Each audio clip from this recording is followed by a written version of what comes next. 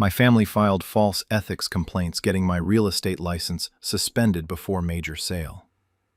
I'm 28 Euro F and a licensed real estate agent who just closed my best year, $4.3 million in sales. I'd finally built a solid client base and earned my broker's license to open my own agency. I had my biggest transaction pending, a $1.2 million commercial property sale closing in 3 weeks, with a $36,000 commission. My family never supported this career.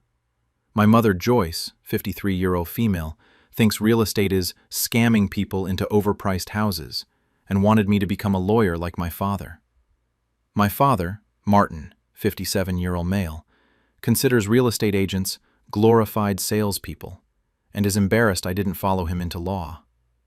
My younger brother, Tyler, 24-year-old male, is in law school and constantly jokes I show houses for a living instead of having a real profession. 4 weeks ago, the State Real Estate Commission contacted me about serious ethics violations. Multiple complaints alleged I'd engaged in fraud, discrimination against protected classes, misrepresented property conditions to buyers, and violated fiduciary duties, all violations warranting immediate license revocation and potential criminal charges. My license was suspended immediately.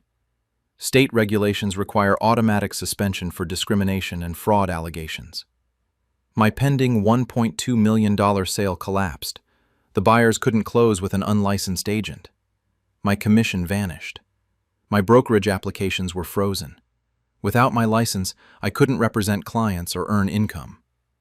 My business stopped completely while investigators examined every transaction I'd completed over 3 years. Every allegation was fabricated, but disproving systematic fraud and discrimination claims requires extensive investigation. The investigation lasted 10 weeks. Commission investigators reviewed every property I'd sold, interviewed all past clients, examined transaction documents, checked fair housing compliance, and verified all property disclosures. They contacted buyers, sellers, lenders, inspectors, and other agents involved in my transactions. Not a single client reported fraud, discrimination, or misrepresentation. Multiple clients wrote letters praising my integrity and professionalism. All transaction documents were properly executed. Fair housing compliance was perfect. The commission concluded all allegations were fabricated without factual basis and appeared filed maliciously to destroy the agent's professional license. My license was reinstated with documentation I'd been falsely accused. But devastating damage occurred. The $1.2 million commercial sale had closed with another agent. My $36,000 commission went to my replacement. Several clients who'd been planning to list properties had hired different agents during my suspension. 10 weeks without income created serious financial hardship. I traced the complaint sources through legal discovery. Joyce, Martin, and Tyler filed the reports using real estate law terminology they'd researched. They invented discrimination incidents with fake client names, described fraudulent practices that never occurred, and fabricated property misrepresentation claims. When confronted, Joyce said they'd hoped a license suspension would convince me real estate is too legally risky, and I'd finally go to law school like I should have. Martin admitted they'd been trying to help me see that sales careers lack professional respect. Tyler said they thought if I faced ethics violations, I'd realize law is the better path. They'd filed false ethics and discrimination complaints because they considered real estate inferior to legal careers.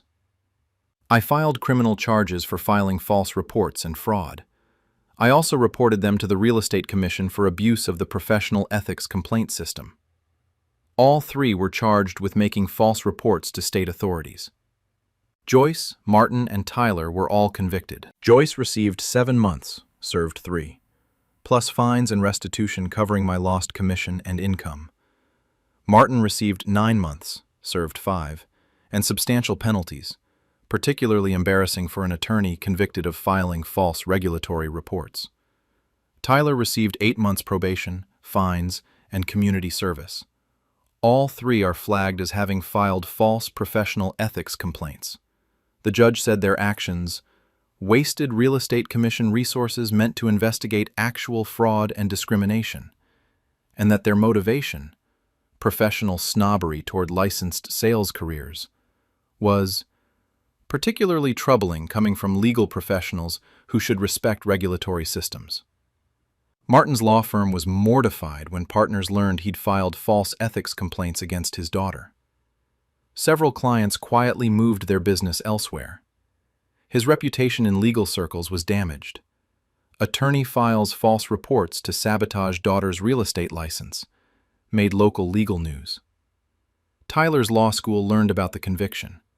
Though not expelled, he's under academic integrity scrutiny, and several internship opportunities were rescinded after firms learned about his criminal record. My real estate business recovered and thrived.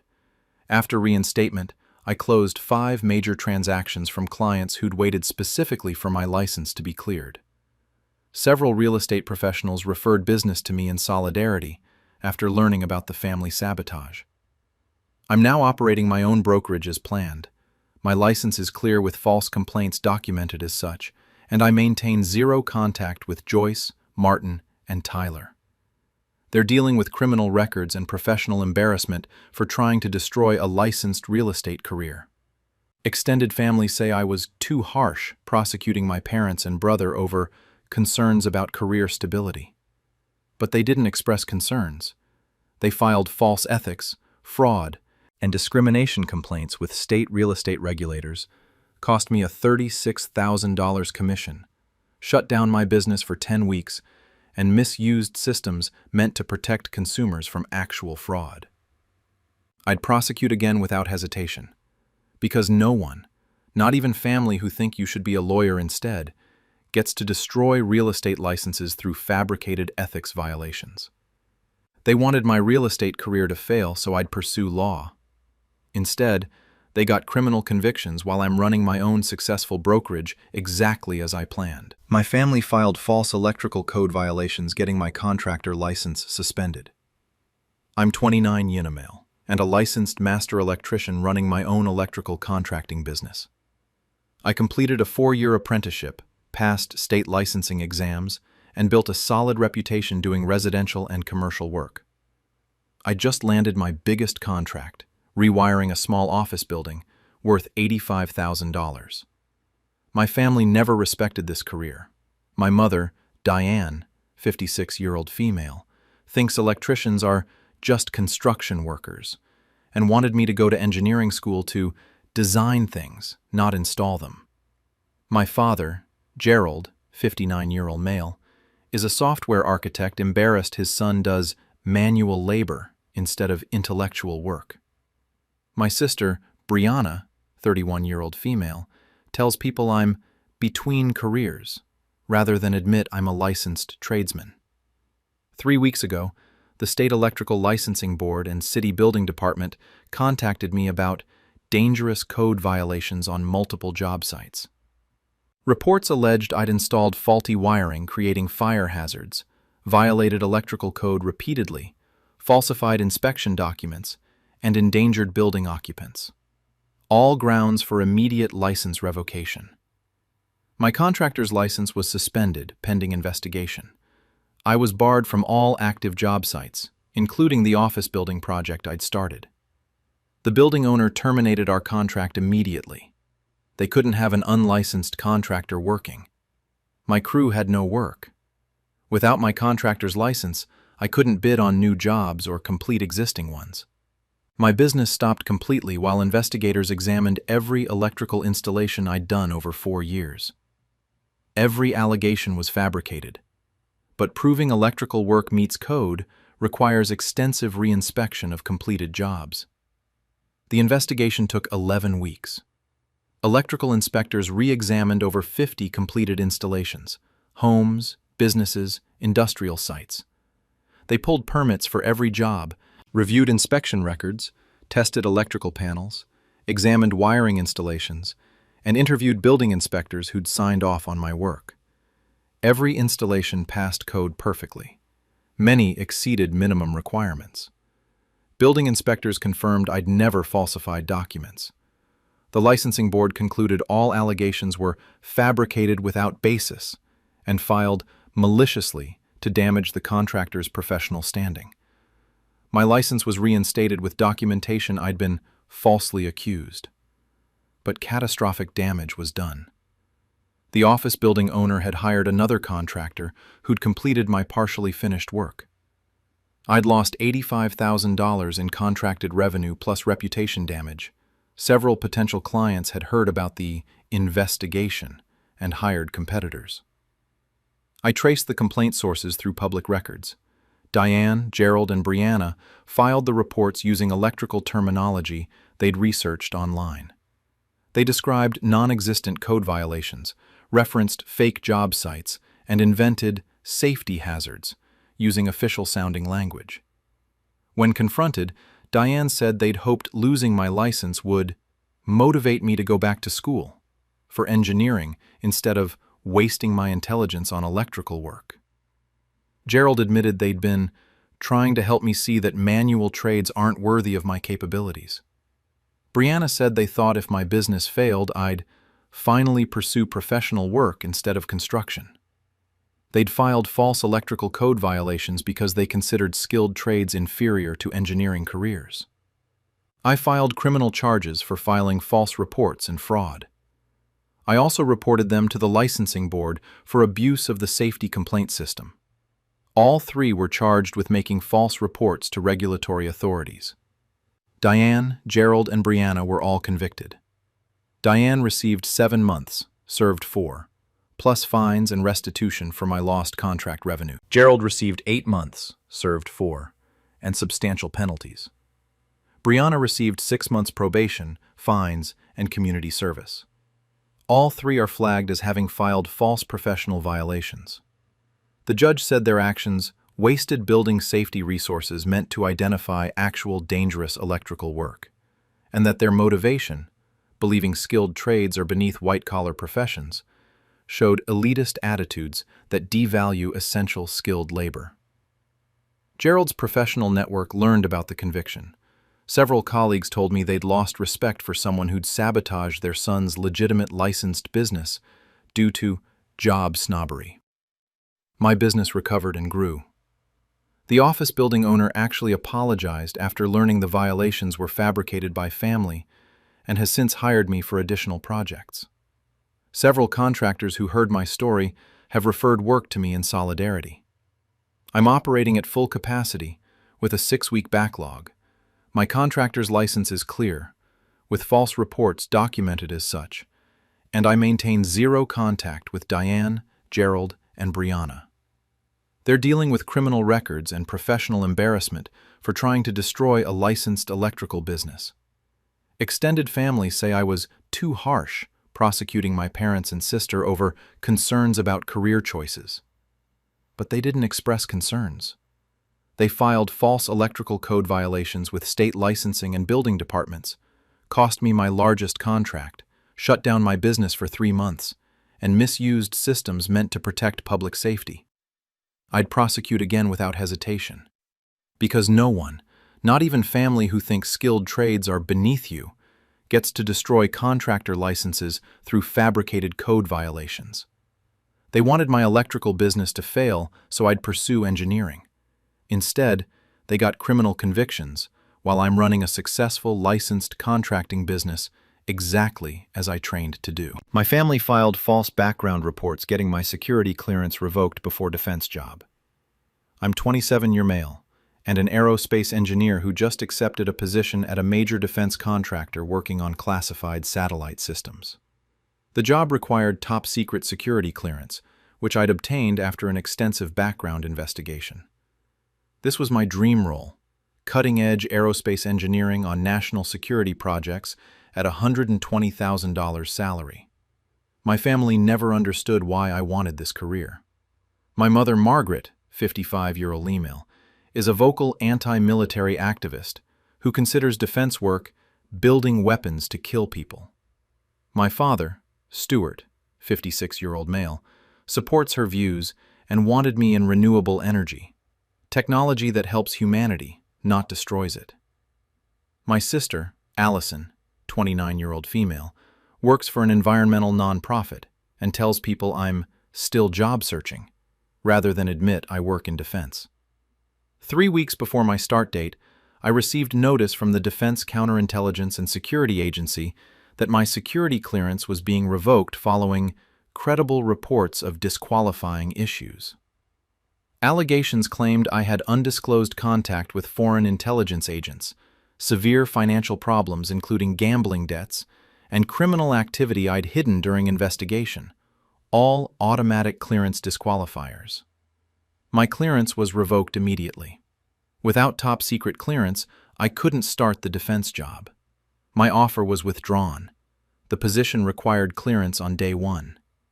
6 months of background investigation and adjudication were suddenly worthless. My aerospace career was destroyed before it began due to fabricated security concerns. The clearance revocation appeals process took 14 weeks. Security officials reinvestigated every aspect of my background: financial records, foreign contacts, criminal history, travel records, communications, and interviews with everyone who knew me. No disqualifying issues existed. I had no foreign intelligence contacts.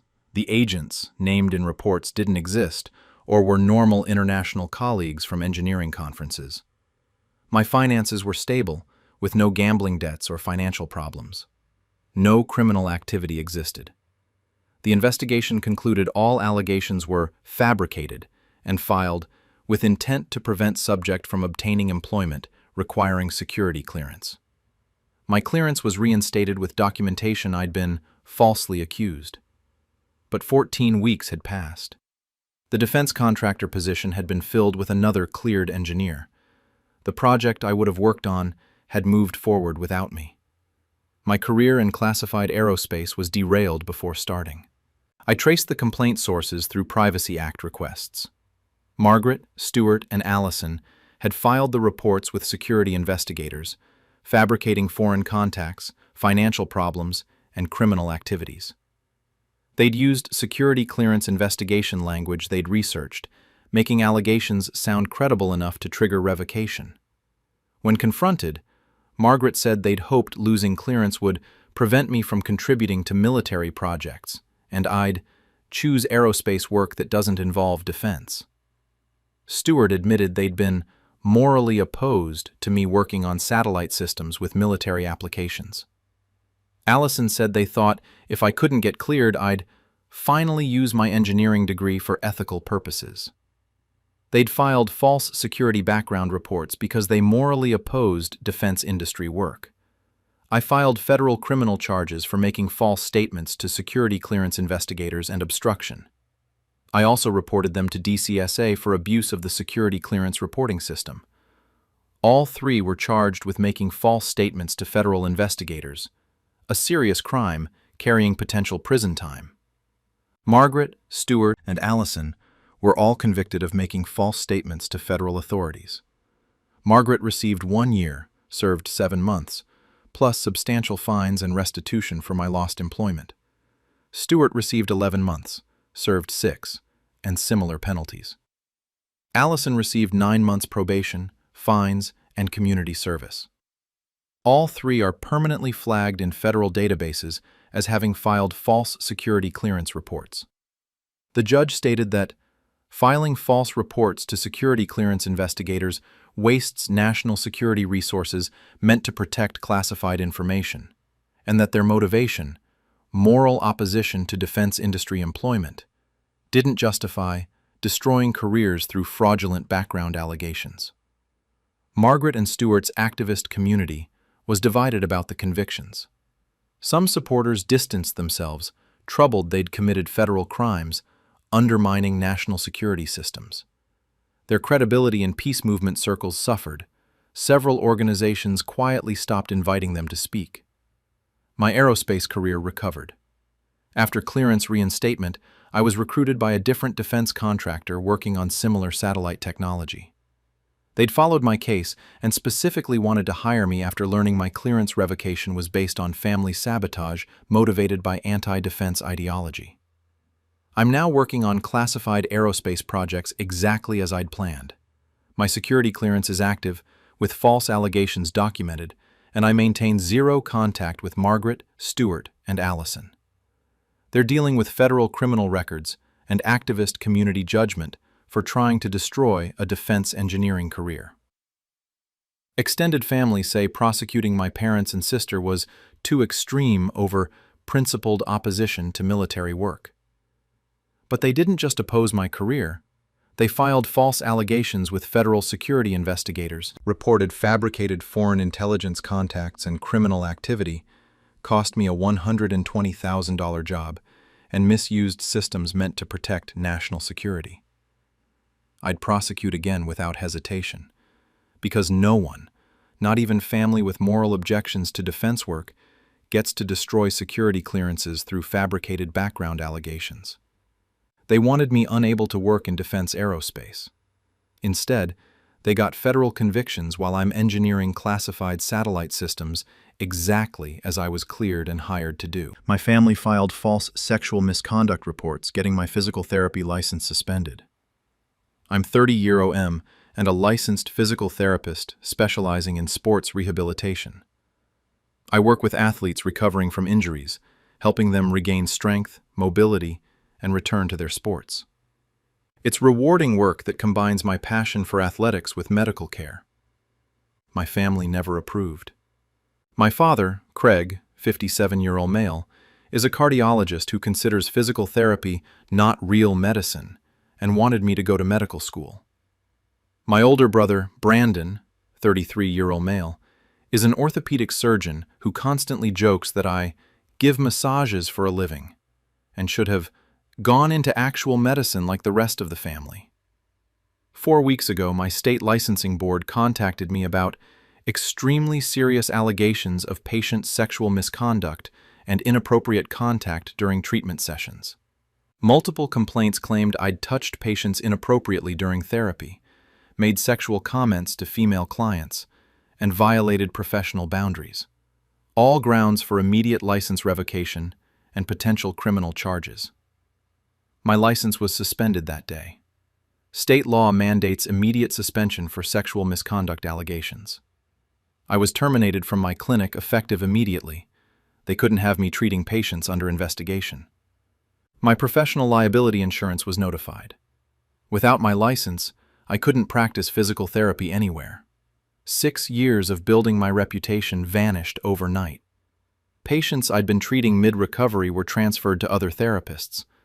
My career stopped completely while investigators examined allegations of sexual predation. Every allegation was fabricated, but defending yourself against sexual misconduct accusations is an uphill battle even when innocent. The investigation took 3 months. The board interviewed every patient I'd treated over 5 years, over 200 people. They reviewed treatment documentation, examined my clinic's protocols, checked surveillance footage, and consulted with independent physical therapy experts on whether my treatment techniques were appropriate. Not a single patient reported inappropriate contact. Multiple patients wrote letters defending my professionalism. Surveillance footage showed all treatments were conducted appropriately, with proper draping and positioning. My treatment documentation was exemplary. The board concluded all allegations were completely fabricated and filed with intent to destroy the licensee's career through false accusations of sexual misconduct. My license was reinstated, with documentation I'd been maliciously and falsely accused. But my clinic had filled my position. My professional reputation was damaged. Several former patients had heard about the investigation and avoided rebooking despite the clearance. 3 months without income had devastated me financially. I traced the complaints through legal discovery.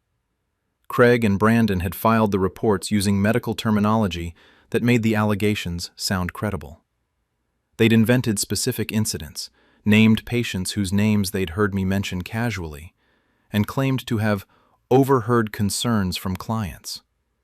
When confronted, Craig said they'd hoped a sexual misconduct investigation would convince me that physical therapy is a minefield, and I'd finally pursue real medicine where I'd be respected.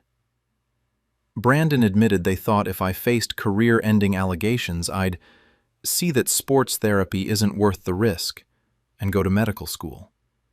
They'd filed false sexual misconduct reports because they considered physical therapy inferior to physician careers. I filed criminal charges for filing false reports and defamation. I also reported them to the licensing board for abuse of the patient protection complaint system. Both were charged with filing false reports to state authorities regarding sexual misconduct. Craig and Brandon were both convicted. Craig received 1 year, served 6 months, plus massive fines and restitution covering my lost income and legal fees. Brandon received 8 months, served 4, and similar financial penalties. Both are permanently flagged as having filed false sexual misconduct reports. The judge was exceptionally harsh, stating that filing false sexual misconduct allegations against healthcare providers is among the most damaging forms of professional sabotage, and that their motivation, considering physical therapy inferior to physician specialties, demonstrated shocking professional arrogance and family manipulation. Craig's medical practice suffered when colleagues learned he'd filed false sexual misconduct reports against his own son. Several physicians told me privately they distanced themselves from him professionally. Brandon faced similar professional embarrassment and scrutiny from his hospital. I found new employment at a different sports medicine clinic that specifically recruited me after learning my license suspension was based on family sabotage. They've been incredibly supportive, and my patient base is rebuilding. I'm back practicing physical therapy with my license cleared and maintain zero contact with Craig and Brandon. They're dealing with criminal records, professional damage, and consequences for weaponizing sexual misconduct allegations against family. Some relatives think prosecuting my father and brother was extreme for a disagreement about career status. But they didn't disagree. They filed false sexual misconduct complaints with state regulators, destroyed my reputation, cost me my job and 3 months' income, and misused systems designed to protect patients from actual predators. I'd prosecute again immediately. Because no one, not even family who think you should be a real doctor, gets to destroy healthcare careers through fabricated sexual misconduct allegations. They wanted me to abandon physical therapy for medical school. Instead, they got criminal convictions for filing false sexual abuse reports, while I continue rehabilitating injured athletes exactly as I trained to do. My family filed false child endangerment reports, getting my photography studio shut down. I'm 27 years ago and a professional photographer specializing in family portraits and children's photography. I built my business over 4 years, working with hundreds of families to capture milestone moments: newborns, first birthdays, school portraits, family sessions. I just secured a contract to be the official photographer for 3 local elementary schools. My family never respected this career. My father, Douglas, 59-year-old male, is an accountant who considers photography not a real job and wanted me in corporate finance. My mother, Elaine, 56-year-old female, constantly asks when I'll get stable employment with benefits, instead of playing with cameras. My older brother, Scott, 30-year-old male, works in banking and tells people I'm freelancing rather than admit I'm a professional photographer. 3 weeks ago, police and child protective services showed up at my studio.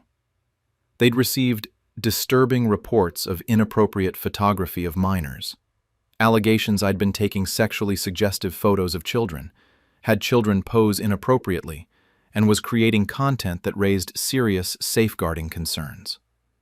My studio was immediately shut down pending investigation. Police seized my equipment, cameras, computers, and all photo files. My studio lease was suspended. Landlord couldn't have me operating during a child endangerment investigation. All school contracts were terminated immediately.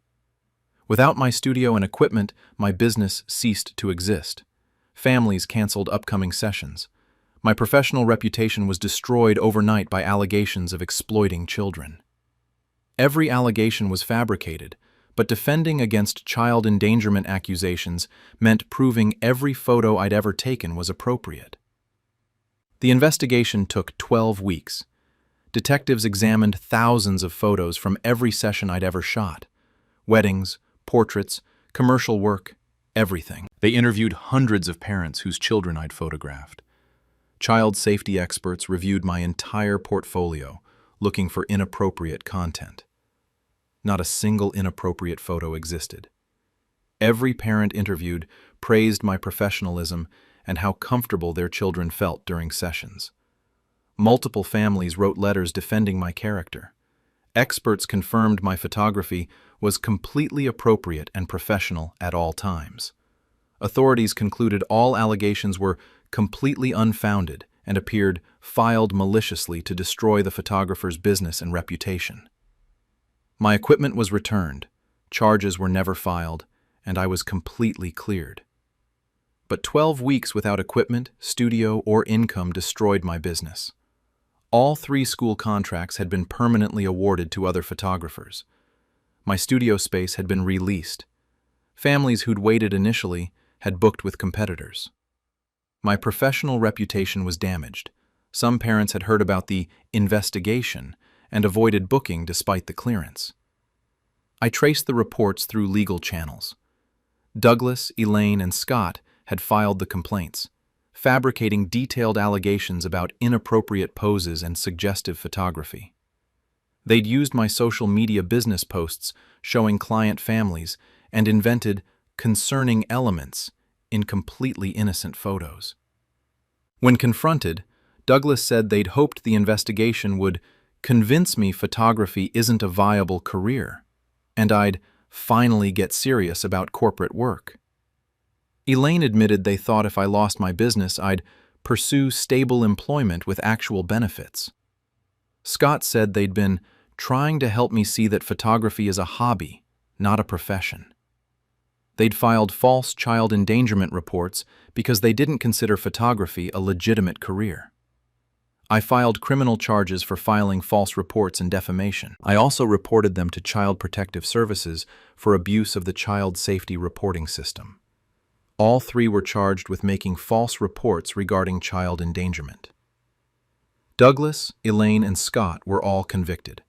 Douglas received 9 months, served 5, plus substantial fines and restitution for my lost business income and equipment seizure damages. Elaine received 8 months, served 4, and similar penalties. Scott received 7 months probation, fines, and community service. All 3 are permanently flagged as having filed false child endangerment reports. The judge was exceptionally harsh, stating that filing false reports of child exploitation against a photographer wastes investigative resources meant to protect actual victims of child abuse, and that their motivation, believing photography isn't a real career, showed stunning disrespect for creative professions and complete disregard for child protection systems. Douglas's accounting firm quietly asked him to retire early after clients learned he'd filed false child endangerment reports. His professional reputation never recovered. Scott's bank conducted an ethics review given his criminal conviction. My photography business rebuilt slowly but successfully. Several families specifically booked with me after reading about the false allegations and my complete vindication. Local news coverage of family files false reports to shut down daughter's photography business generated unexpected support from the photography community. I'm now operating from a new studio space, have rebuilt my client base, and secured new school contracts after administrators learned my business shutdown resulted from family sabotage. My equipment is recovered, my reputation is restored, and I maintain zero contact with Douglas, Elaine, and Scott. They're dealing with criminal records and professional consequences for trying to destroy a photography business through fabricated child endangerment allegations. Extended families say prosecuting my parents and brother was extreme over concerns about career stability. But they didn't express concerns. They filed false child exploitation reports with police and CPS, had my equipment seized, shut down my business for 12 weeks, destroyed school contracts, and misused systems meant to protect children from actual predators. I'd prosecute again without hesitation. Because no one, not even family who think photography isn't a real job, gets to destroy businesses through fabricated child endangerment allegations. They wanted my photography career to fail, so I'd pursue corporate work. Instead, they got criminal convictions while I'm running a successful photography business exactly as I built it. My family filed false sanitation violations, getting my cosmetology license suspended. I'm 25 and a licensed cosmetologist who just opened my own hair salon after years working for other stylists. I invested everything into my space, built out modern stations, purchased professional equipment, hired 3 talented stylists, and had 40 clients booked for opening week. My family never supported this. My mother, Christine, 50, female, thinks hairstyling is superficial work and wanted me to become a dermatologist, real skin and hair medicine. My father, Andrew, 53, male, considers salon work low-class service industry and wanted me in healthcare management. My brother Cameron, 28, male, works in pharmaceutical sales and tells people I'm still figuring out my career, rather than admit I own a salon. 4 days before opening, the State Cosmetology Board arrived for emergency inspection. They'd received urgent reports of serious health violations, allegations we were using expired chemicals, had unsanitary equipment, lacked proper ventilation creating toxic fume exposure, and violated infection control protocols that endangered client safety. Inspectors found nothing wrong. Our salon exceeded sanitation standards, but the reports triggered mandatory closure pending full investigation and license verification. Opening week was canceled. 40 clients rescheduled elsewhere. 3 hired stylists suddenly had no work. Without health clearance, we couldn't operate. My business was shut before opening due to fabricated violations. The allegations were completely false, but cosmetology boards must investigate all chemical safety and sanitation reports thoroughly. The investigation took 8 weeks. Board inspectors examined every chemical product for expiration dates, tested ventilation systems, verified sterilization equipment, checked sanitation protocols, reviewed infection control procedures, and interviewed my hired staff about health compliance. Everything passed perfectly. Not a single violation existed. The board concluded original reports were unfounded and appeared filed maliciously to prevent business opening.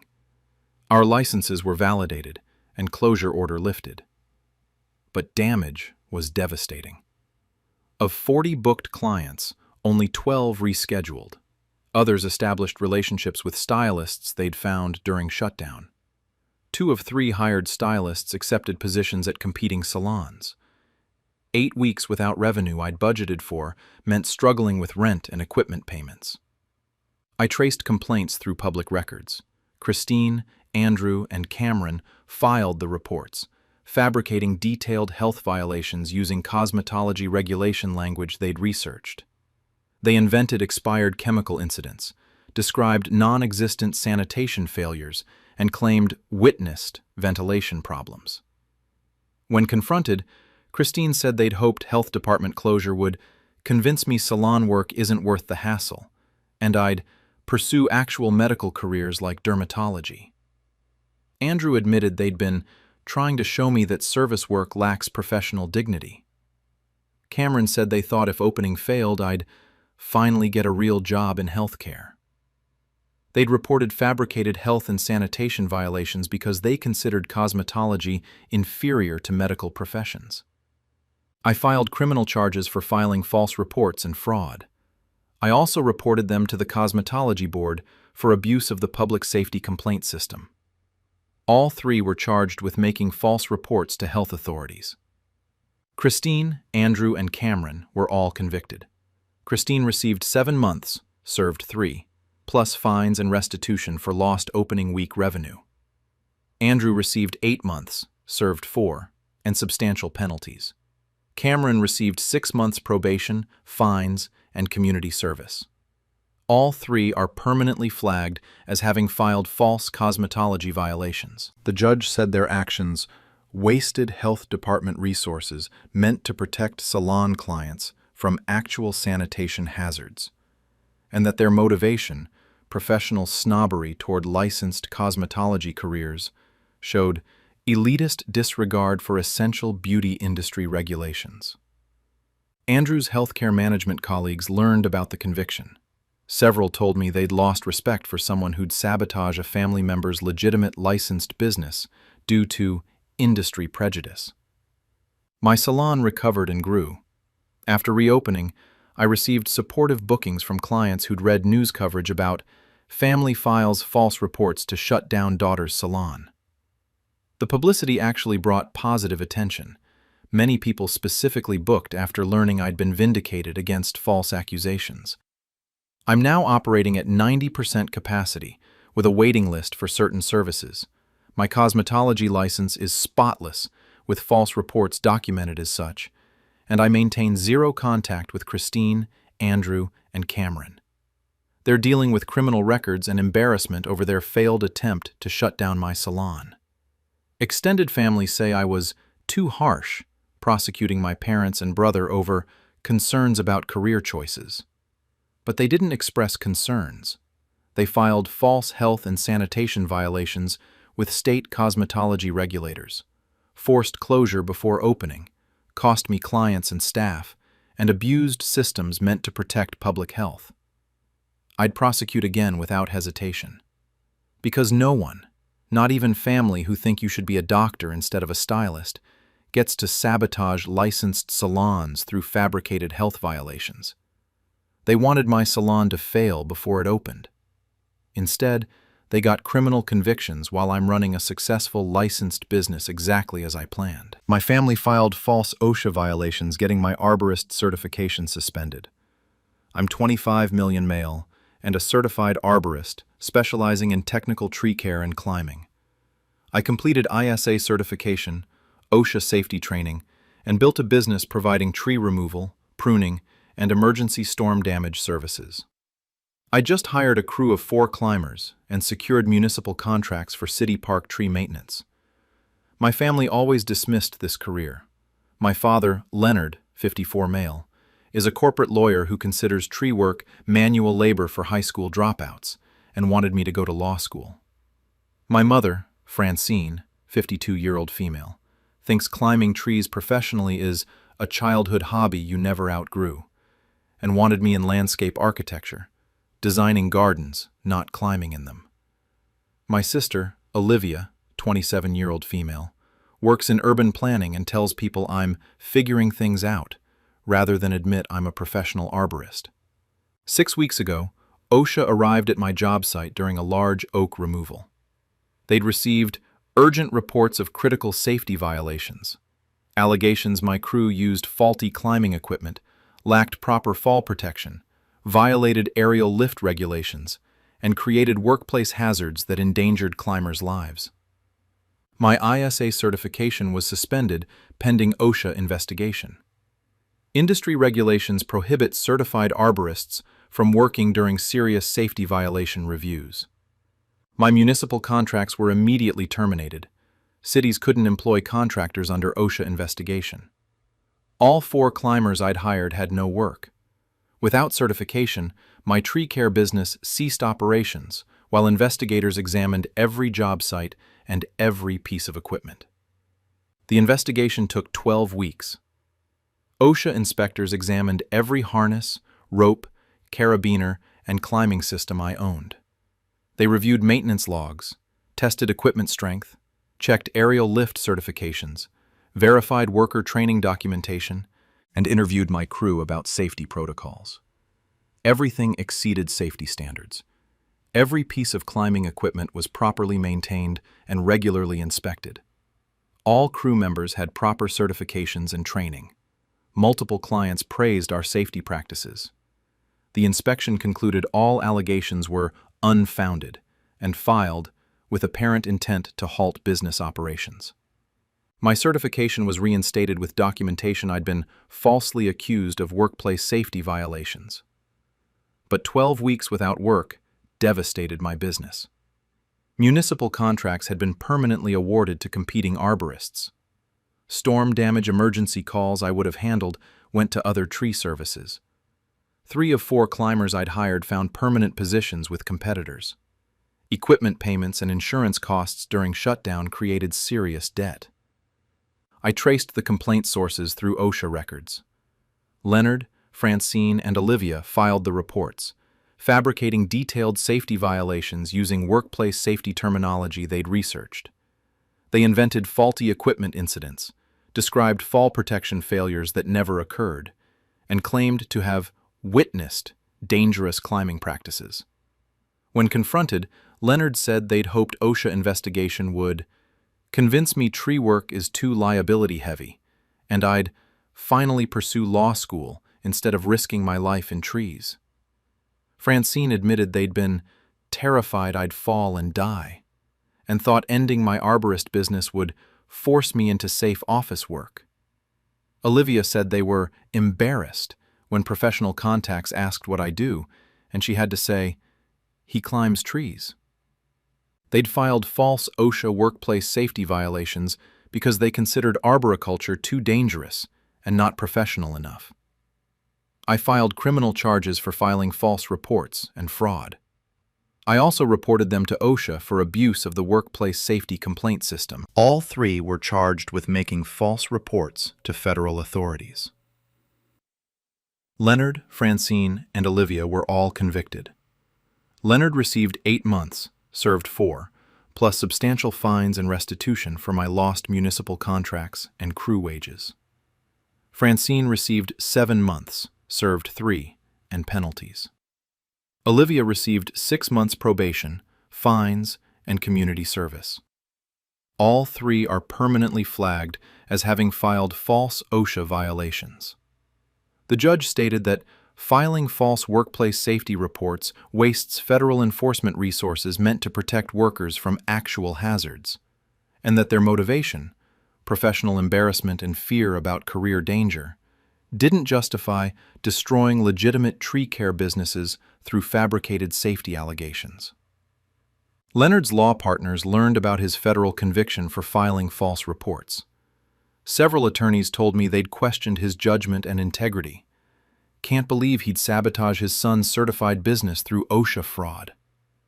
My arborist business recovered and expanded. After reinstatement, I received referrals from arborists across the region who'd heard about the family sabotage. Several municipalities specifically contracted with me after learning my OSHA investigation was based on false reports. They respected that I'd been completely vindicated. One parks director told me, "Anyone whose family filed false safety reports must run an exceptionally safe operation to have passed that level of scrutiny." I'm now operating with a full crew, have regained municipal contracts, and recently expanded into consulting on urban forestry projects. My ISA certification is clear, with false allegations documented, and I maintain 0 contact with Leonard, Francine, and Olivia. They're dealing with federal criminal records and professional embarrassment for trying to destroy an arboriculture business. Extended family say prosecuting my parents and sister was too harsh over worry about climbing accidents. But they didn't just worry. They filed false OSHA workplace safety violations, cost me municipal contracts and 12 weeks revenue, shut down my crew's employment, and misused systems meant to protect workers from actual dangerous conditions. I'd prosecute again without hesitation. Because no one, not even family who think tree climbing is beneath you or too dangerous, gets to destroy arborist certifications through fabricated OSHA violations. They wanted me out of tree care and into law or architecture. Instead, they got federal convictions, while I'm providing professional arboricultural services exactly as I was trained and certified to do. My family filed false ethics complaints getting my social worker license suspended before my promotion. I'm 31 year old F, and recently promoted to clinical supervisor at a nonprofit that provides mental health services to foster youth. I've been a licensed clinical social worker for 6 years, working with traumatized children and teens who've experienced abuse and neglect. It's emotionally difficult work, but incredibly important to me. My family never understood my career choice. My father, Robert, 58-year-old male, thinks I'm wasting my degree on work that doesn't pay enough, and wanted me to go into corporate HR or pharmaceutical sales, something lucrative. My older sister, Melissa, 34-year-old female, constantly asks when I'll get a real job that doesn't involve other people's problems. 4 weeks ago, my state licensing board contacted me about serious ethics violations. Multiple complaints alleged I'd violated client confidentiality by discussing case details in public places, maintained inappropriate dual relationships with clients, and failed to report mandatory abuse disclosures, all grounds for license revocation. My license was immediately suspended pending investigation. State law requires suspension during ethics investigations involving vulnerable populations. I was placed on administrative leave from my job. The promotion to supervisor was put on hold indefinitely. Without my clinical license, I couldn't provide therapy or supervise staff. My career was frozen while investigators reviewed every case I'd handled over 6 years. Every allegation was fabricated, but proving that took time I didn't have. My promotion was slipping away while I defended myself against lies. The investigation took 2 months. The licensing board interviewed current and former clients, reviewed documentation from every case file, spoke with supervisors and colleagues, and examined my professional practices thoroughly. 0 evidence supported any allegation. No clients reported confidentiality breaches. No dual relationships existed. All mandatory reports had been filed properly. The board concluded the complaints were without merit and appeared designed to damage the licensee's professional standing through false accusations. My license was reinstated with documentation that I'd been falsely accused and fully cleared. But my agency had hired someone else as interim supervisor, and that person was performing well. The promotion I'd earned was no longer available. I hired an attorney to trace the complaint sources.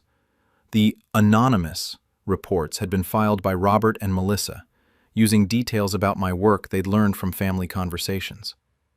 They'd invented specific ethics violations, claimed to be concerned colleagues, and provided enough detail to trigger serious investigation. When confronted, Robert said they'd hoped getting me in professional trouble would motivate me to leave social work for something more profitable. Melissa said they thought if my license got suspended, I'd finally see this career isn't worth the headache and transition to corporate work. They'd filed false ethics complaints with my state licensing board because they didn't think social work paid enough. I filed criminal charges for filing false reports and fraud. I also reported them to the licensing board for misuse of the ethics complaint system. Both were charged with making false statements to state regulatory authorities. My agency, learning the ethics complaints had been fabricated by family members trying to sabotage my career, created a new supervisor position for me at the same level and pay as the original promotion. Robert and Melissa were both convicted. Robert received 1 year, served 7 months, plus substantial fines and restitution for my legal costs.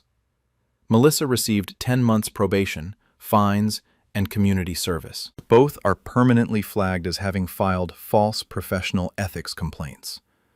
The judge was particularly harsh, noting that filing false ethics complaints against mental health providers serving vulnerable children is unconscionable, and that misusing professional oversight systems to manipulate family members' career choices shows complete disregard for the clients whose protection those systems are designed to ensure. My clients were affected by the investigation despite being cleared. Several families were confused when I was suddenly unavailable during my suspension. My agency had to reassure them that I'd done nothing wrong, which created uncertainty that could have been avoided. I'm now in my supervisor role.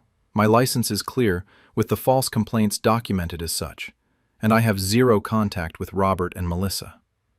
They're dealing with criminal records and the consequences of weaponizing professional ethics systems for personal manipulation. Extended family say I was too harsh, prosecuting my father and sister over a family disagreement about career paths. But they didn't just disagree with my career. They filed false ethics violations with my licensing board, putting vulnerable clients through investigation anxiety and nearly ending my career in child welfare. I'd prosecute again immediately. Because no one, not even family who thinks you should make more money, gets to destroy social workers' licenses through fabricated ethics violations. They wanted me out of social work and into corporate jobs. Instead, they got felony convictions for abusing professional ethics systems while I continue providing trauma therapy to foster youth exactly as I always intended. My family filed false safety violations, getting my daycare center shut down on opening day. I'm 26 minutes F, and just opened my own licensed childcare center after years of working in early childhood education.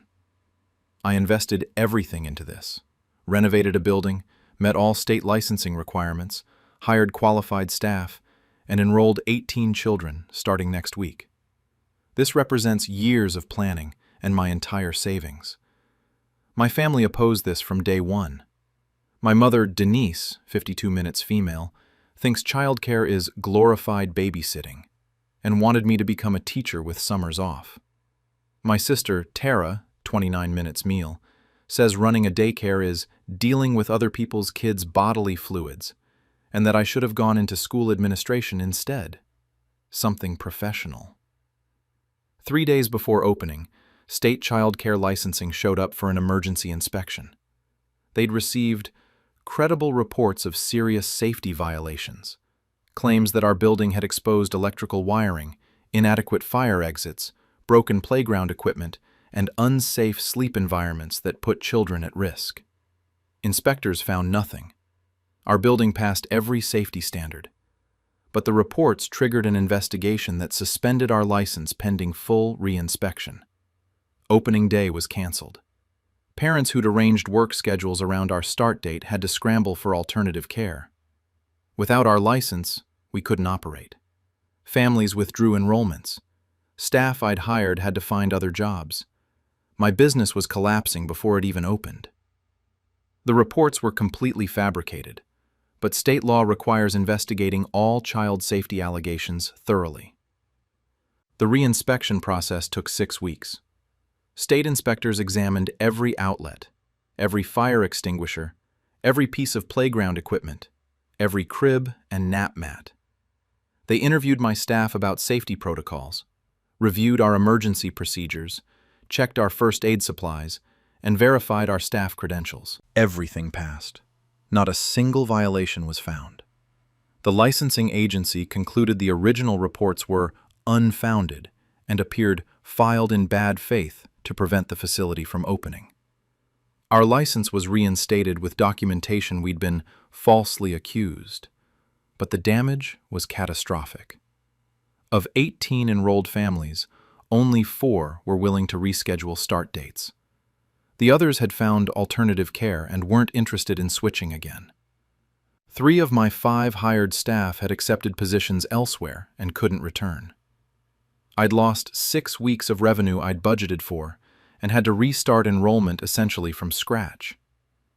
I traced the complaints through legal channels. Denise and Tara had filed the reports, fabricating detailed safety violations they claimed to have witnessed during facility tours. They'd used terminology from state licensing regulations to make the reports sound credible, describing non-existent hazards using official safety language. When confronted, Denise said they'd been trying to prevent me from making a huge mistake and thought if opening was delayed by inspections, I'd reconsider this childcare idea and go back to teaching. Tara said they'd hoped the licensing problems would convince me daycare ownership is too complicated, and I'd pursue something less stressful. They'd reported fabricated child safety violations to state regulators because they didn't respect childcare as a profession. I filed criminal charges for filing false reports and fraud. I also reported them to childcare licensing for abuse of the safety complaint system. Both were charged with making false reports to state authorities regarding child safety. Denise and Tara were both convicted. Denise received 10 months, served 5, plus significant fines and restitution for my lost business income during the shutdown. Tara received 8 months probation, fines, and community service. Both are permanently flagged in the state's child safety reporting system as having filed false reports. The judge said their actions were particularly egregious because child safety reporting systems exist to protect vulnerable children, not to sabotage family members' business ventures. She noted they'd wasted state resources investigating fabricated violations, while actual childcare facilities with real problems might go unexamined. My center's reputation suffered despite being cleared. Some prospective parents found news of the investigation online and chose other facilities without reading that all violations were false. I've spent months rebuilding enrollment and explaining repeatedly that we were vindicated. I'm now operating at 75% capacity with a waiting list. My license is clear, with the false reports documented as such, and I have no contact with Denise and Tara. They're dealing with criminal records, and the knowledge their attempt to prevent my business from opening failed completely. Extended family say I was too harsh prosecuting my mother and sister over concerns about my business plan. But they didn't express concerns. They filed false child safety violations with state licensing, forced me to cancel opening day, cost me enrolled families and hired staff, and abused systems meant to protect children. I'd prosecute again without hesitation. Because no one, not even family who thinks childcare is beneath you, gets to sabotage licensed businesses through fabricated safety violations. They wanted my daycare center to fail before it opened. Instead, they got criminal convictions for filing false child safety reports while I'm running a successful childcare center exactly as I planned. My family filed false liquor violations getting my craft brewery shut down opening weekend. I'm 26-year-old F, and just opened a craft brewery after years of home brewing and completing professional brewing certification. I leased a space, installed brewing equipment, obtained all required liquor licenses, and planned a grand opening weekend with live music, food trucks, and 200-plus RSVPs. My family was appalled. My mother, Sandra, 54 female, is deeply religious and considers alcohol sinful, and any business serving it promoting vice. My father, Kenneth, 56-year-old male, lost a brother to drunk driving and thinks breweries enable alcoholism. Both wanted me to open a coffee shop or bakery, something that doesn't destroy lives. 2 days before opening weekend, state liquor control enforcement arrived. They'd received credible reports of serious violations. Allegations we'd been serving alcohol to minors during test runs, had overserved visibly intoxicated patrons, were operating without proper licenses, and had violated multiple liquor laws before even officially opening. Our liquor license was suspended immediately. State law mandates automatic suspension for minor serving allegations. Opening weekend was canceled. We had to refund $8,000 in event deposits. Staff I'd hired for opening couldn't work. My business was shut down before serving a single customer. Without the liquor license, we couldn't operate. Everything I'd built, equipment, inventory, marketing, bookings, was suddenly worthless. The allegations were completely fabricated, but Liquor Control investigates all underage serving reports thoroughly. The investigation took 8 weeks. Liquor enforcement reviewed all our documentation, verified every license and permit, checked our employee alcohol service training certifications, and interviewed everyone who'd been at our pre-opening private events. Nothing violated liquor law. We hadn't served any alcohol to anyone yet. The test runs mentioned in reports never occurred. All licenses were properly obtained and displayed. Staff training was complete and documented. The agency concluded all allegations were fabricated without evidence and filed in bad faith to prevent business opening.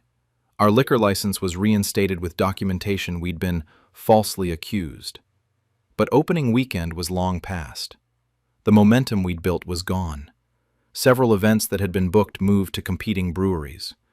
2 of 4 hired staff had found other jobs. 8 weeks of rent and utilities with zero revenue had depleted my operating budget. I traced the complaints through public records. Sandra and Kenneth had filed the reports, fabricating detailed violations using liquor law language they'd researched. They invented underage serving incidents, described non-existent intoxicated patrons, and claimed to have witnessed violations that never occurred. When confronted, Sandra said they'd hoped losing the liquor license would convince me this business isn't worth the moral cost, and I'd pursue something that doesn't involve alcohol. Kenneth admitted they'd been trying to prevent me from profiting from the substance that killed my brother. They said they'd done it for my soul and to protect the community. They'd filed false liquor violations with state enforcement because they morally opposed alcohol-serving businesses. I filed criminal charges for filing false reports and fraud. I also reported them to Liquor Control for abuse of the public safety complaint system. Both were charged with making false reports to state authorities. Sandra and Kenneth were both convicted. Sandra received 6 months, served 3, plus fines and restitution for my lost opening weekend revenue and refunded deposits. Kenneth received 7 months, served 3, and similar penalties. Both are permanently flagged as having filed false liquor violations. The judge said their actions wasted liquor enforcement resources meant to prevent actual underage drinking, and that their motivation, religious and personal objections to legal alcohol businesses, didn't justify filing fraudulent reports to sabotage a licensed establishment. Their religious community learned about the convictions. Several church members distanced themselves, troubled that Sandra and Kenneth had committed crimes in the name of faith. Their pastor publicly stated the church doesn't condone bearing false witness, even against businesses they morally oppose. My brewery reopened and thrived. The controversy actually generated supportive publicity. Family files false reports to close daughter's brewery, brought solidarity from the craft beer community. Opening month, despite being delayed, exceeded projections. We're now operating at capacity with regular events and a loyal customer base. I'm running a successful, licensed brewery and maintain zero contact with Sandra and Kenneth.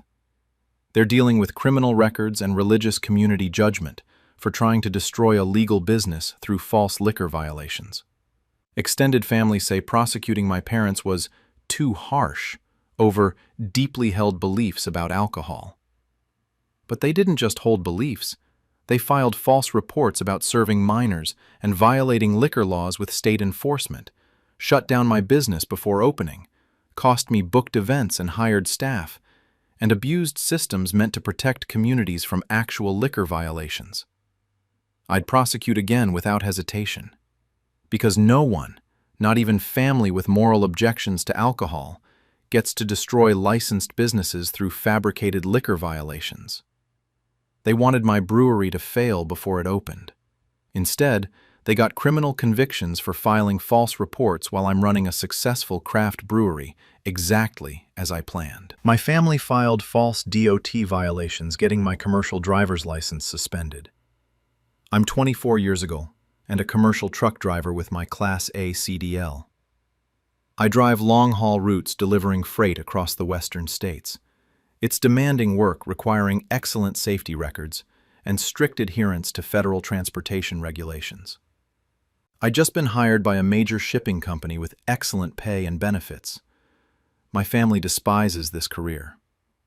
My mother, Pamela, 52-year-old female, thinks truck driving is dangerous and unstable, and wanted me to become an IT professional like my father.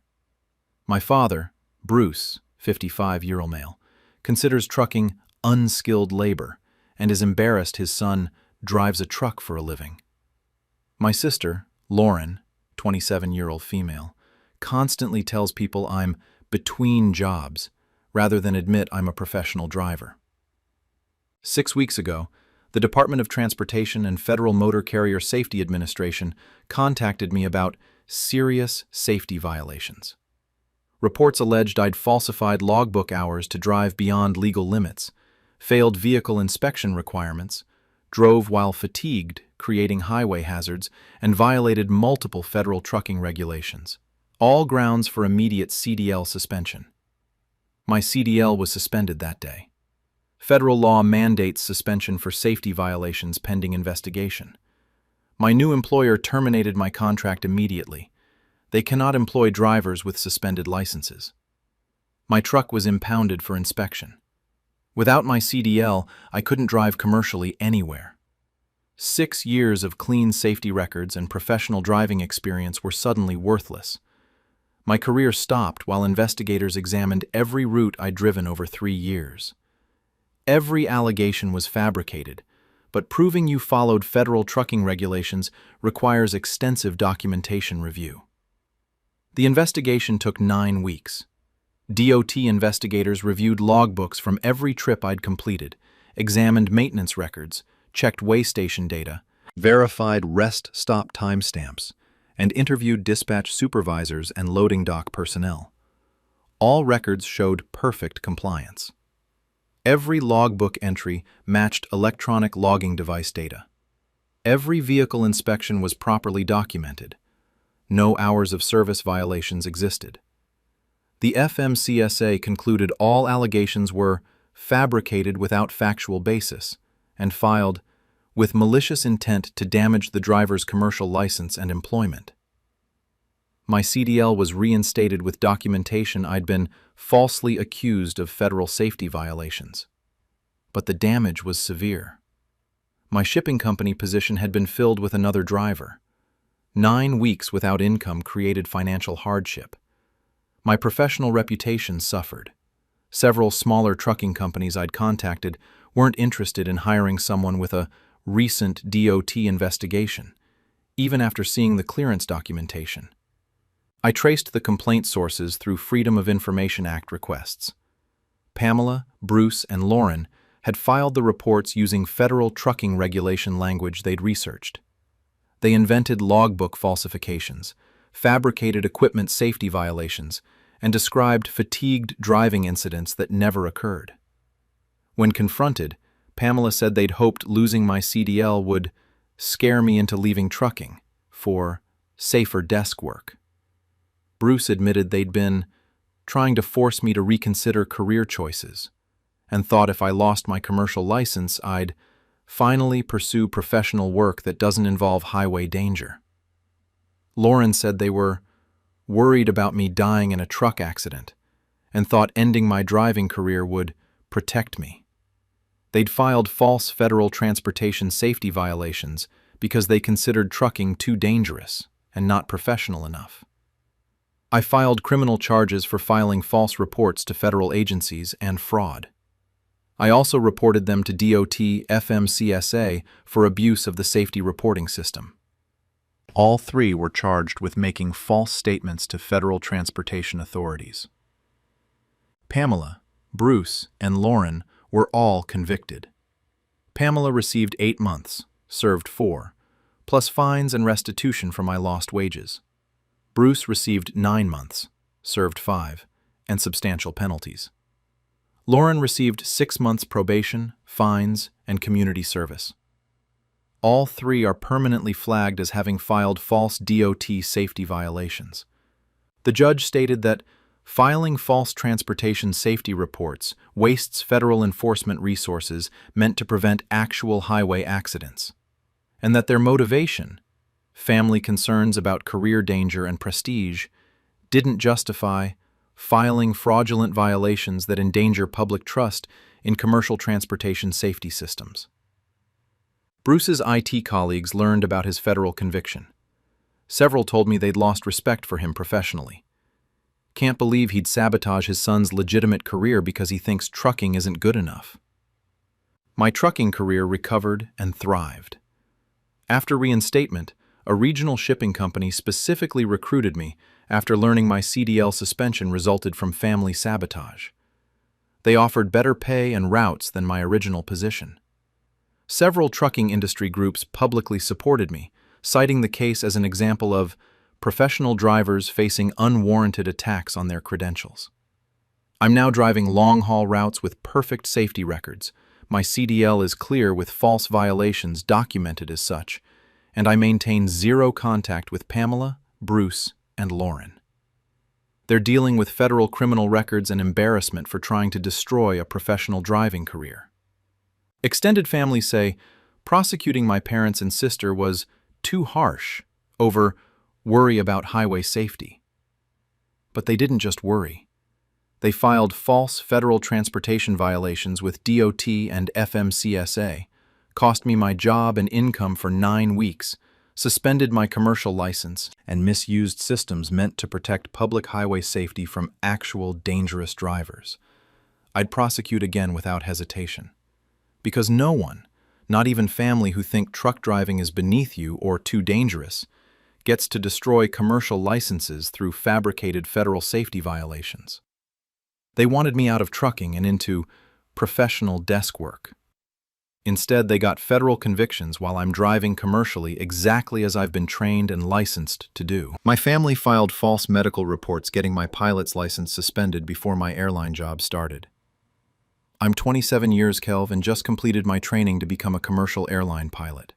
A dream I've had since childhood and worked toward for 8 years.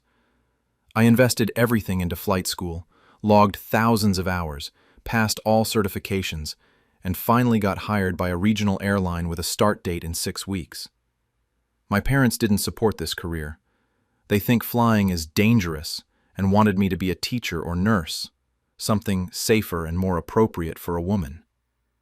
They've been openly disappointed in my choices for years, making comments about how I'm wasting my potential and taking unnecessary risks. 3 weeks ago, I got a letter from the FAA. My medical certificate, required to fly commercially, was suspended pending investigation of concerns about psychological fitness and substance abuse reported by family members with direct knowledge. Someone had filed reports claiming I have untreated anxiety, depression requiring medication, and alcohol dependence that makes me unfit to pilot aircraft. Every claim was false, but the FAA takes these reports seriously and suspended my medical certificate immediately while they investigate. Without the medical certificate, I can't start my airline job. My start date was pushed indefinitely. The airline is holding my position, but can't guarantee how long. I discovered my mother and older brother, Kevin, 30-year-old male, filed the reports.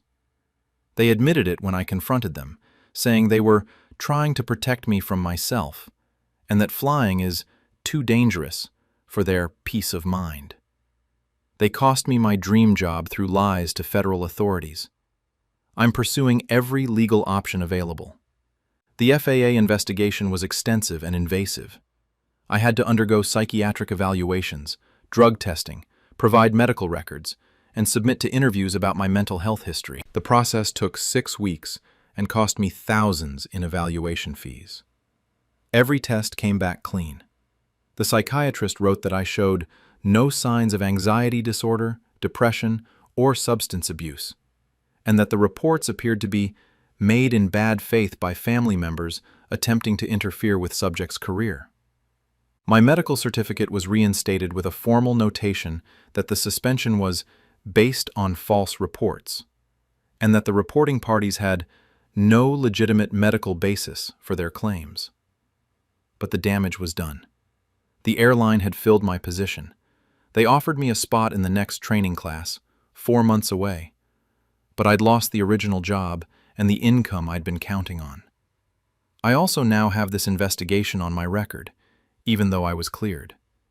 I confronted my mother and Kevin with documentation showing their reports were false. Mom said they'd been trying to give me time to reconsider my career choice, and that if I'd just listened to reason about becoming a teacher, none of this would have happened. Kevin said flying is selfish, because if I crash and die, they'd have to live with the grief. He actually framed filing false FAA reports as protecting their feelings. I filed police reports for making false statements to federal authorities and for fraud. I also filed complaints with the FAA about misuse of their safety reporting system. Both were charged with making false statements to federal agencies, a serious crime. They're facing fines and potential jail time. Mom begged me to drop the charges, saying she's my mother and was just trying to protect me. I told her she wasn't protecting me. She was sabotaging my career through federal fraud because she couldn't accept my choices. The airline confirmed I'll start in the next training class and has been supportive throughout. My mother and Kevin were both convicted. Mom got 6 months, suspended to probation, and hefty fines. Kevin got 8 months, served 3, because he'd been the primary filer and had more detailed false claims. Both were flagged by the FAA as having filed false safety reports, which is now permanently in federal databases. The judge was particularly harsh during sentencing, saying that filing false pilot fitness reports endangers actual aviation safety by wasting investigative resources that should be dedicated to real concerns, and that using federal safety systems to sabotage a family member's career is a serious abuse. My father, who wasn't involved in filing the reports, divorced my mother over this. He said he'd been embarrassed by her obsession with controlling my career, and that committing federal crimes to interfere was unforgivable. I'm now flying for the regional airline, building hours toward major airline positions, and have zero contact with my mother and Kevin. They're dealing with criminal records, damaged reputations, and the knowledge that their attempt to end my aviation career backfired completely. Some extended family think I was too harsh prosecuting them, but they filed false reports to federal aviation authorities. They could have permanently ended my career and wasted resources meant for actual safety concerns. I'd prosecute again without hesitation, because no one, not even family who means well, gets to sabotage your professional credentials through false federal reports. They wanted me grounded permanently. Instead, they got criminal records while I'm building my aviation career exactly as planned. My family filed false maritime violations, getting my captain's license suspended. I'm 28 years of age and a licensed charter boat captain running fishing and diving tours. I earned my U.S. Coast Guard captain's license through extensive training, safety certifications, and documented sea time. My business was thriving, 6-day-a-week charters, excellent reviews, and I just purchased a second boat to expand operations. My family never approved. My father, Howard, 58-year-old male, is a corporate attorney who considers charter boats tourist entertainment instead of serious work. My mother, Gloria, 55-year-old female, thinks ocean work is too dangerous and unstable and wanted me in office management. My older sister, Rachel, 31-year-old female, works in finance and tells people I'm taking time off from real careers rather than admit I'm a professional captain. 5 weeks ago, the Coast Guard contacted me about critical safety violations. Reports alleged I'd operated vessels while intoxicated, exceeded passenger capacity limits, failed required safety equipment inspections, and violated maritime regulations that endangered passengers, all grounds for immediate license revocation. My captain's license was suspended immediately. Federal maritime law requires automatic suspension for intoxication and safety violations. My charter business stopped completely. I couldn't legally operate vessels. Both boats sat unused. All booked charters were canceled. Without my captain's license, I couldn't run any maritime operations. My business income dropped to zero while Coast Guard investigators examined every charter I'd operated over 4 years. Every allegation was fabricated, but disproving maritime safety violations requires extensive vessel inspections and documentation review. The investigation lasted 10 weeks. Coast Guard inspectors examined both boats thoroughly, reviewed every charter log and passenger manifest, verified all safety equipment, tested navigation systems, checked maintenance records, and interviewed hundreds of past charter clients. All documentation showed perfect compliance. Every passenger count was within legal limits. Safety equipment exceeded requirements. No evidence of intoxication existed. Multiple clients wrote letters praising my professionalism and safety practices. The Coast Guard concluded all allegations were fabricated without basis. and filed with malicious intent to damage the captain's professional license. My license was reinstated with documentation I'd been falsely accused. But 10 weeks without charter income devastated my business. Regular clients had booked with competing captains. Seasonal fishing tourism had peaked and passed. I'd missed prime revenue months. Boat payments and dock fees during shutdown created serious debt. I traced the complaint sources through Freedom of Information requests. Howard, Gloria, and Rachel filed the reports using maritime law terminology they'd researched. They invented passenger overload incidents, fabricated intoxication claims, and described safety equipment failures that never occurred. When confronted, Howard said they'd hoped losing my license would convince me charter work isn't sustainable, and I'd finally pursue stable office careers. Gloria admitted they'd been worried about me drowning and thought ending my maritime career would keep me safe on land. Rachel said they thought if my business collapsed, I'd stop wasting my degree on boat tours. They'd filed false Coast Guard violations because they considered charter boat operations too dangerous and not professional enough. I filed federal criminal charges for making false statements to federal maritime authorities and fraud. I also reported them to the Coast Guard for abuse of the safety reporting system. All three were charged with making false reports to federal agencies. Howard, Gloria, and Rachel were all convicted. Howard received 9 months, served 5, plus substantial fines and restitution for my lost charter income. Gloria received 7 months, served 3, and penalties. Rachel received 8 months probation, fines, and community service. All three are permanently flagged as having filed false maritime safety violations. The judge stated that filing false Coast Guard violations wastes federal maritime enforcement resources meant to protect actual passenger safety at sea, and that their motivation, family concerns about career prestige and danger, didn't justify destroying legitimate maritime businesses through fraudulent safety reports. Howard's law firm partners learned about his federal conviction for filing false reports. Several attorneys told me they distanced themselves professionally. Can't trust someone who'd sabotage family through federal fraud. My charter business recovered stronger than before. After reinstatement, several maritime industry groups publicly supported me. Local news coverage of family files false reports to shut down son's charter business generated unexpected bookings from people who specifically wanted to support my business. I'm now running both boats at capacity with a waiting list. I'm operating successful charter fishing and diving tours with perfect Coast Guard safety records.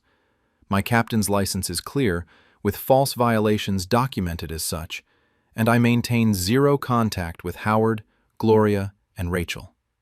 They're dealing with federal criminal records and professional consequences for trying to destroy a maritime business. Extended families say prosecuting my parents and sister was excessive over worry about ocean safety. But they didn't just worry. They filed false federal maritime violations with the Coast Guard, cost me peak season charter income, suspended my captain's license for 10 weeks, and misused systems meant to protect passenger safety from actual dangerous vessels. I'd prosecute again without hesitation, because no one, not even family who think you should have an office job instead of working on boats, gets to destroy maritime careers through fabricated Coast Guard violations. They wanted my charter business to fail so I'd pursue stable land jobs.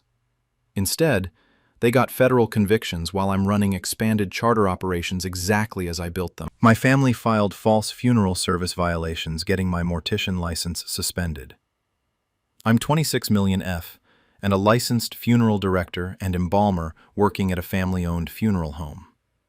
I completed mortuary science school, passed state board exams, and served my apprenticeship under experienced funeral directors. I'd just been promoted to managing director and was purchasing partial ownership in the business. My family was horrified by this career.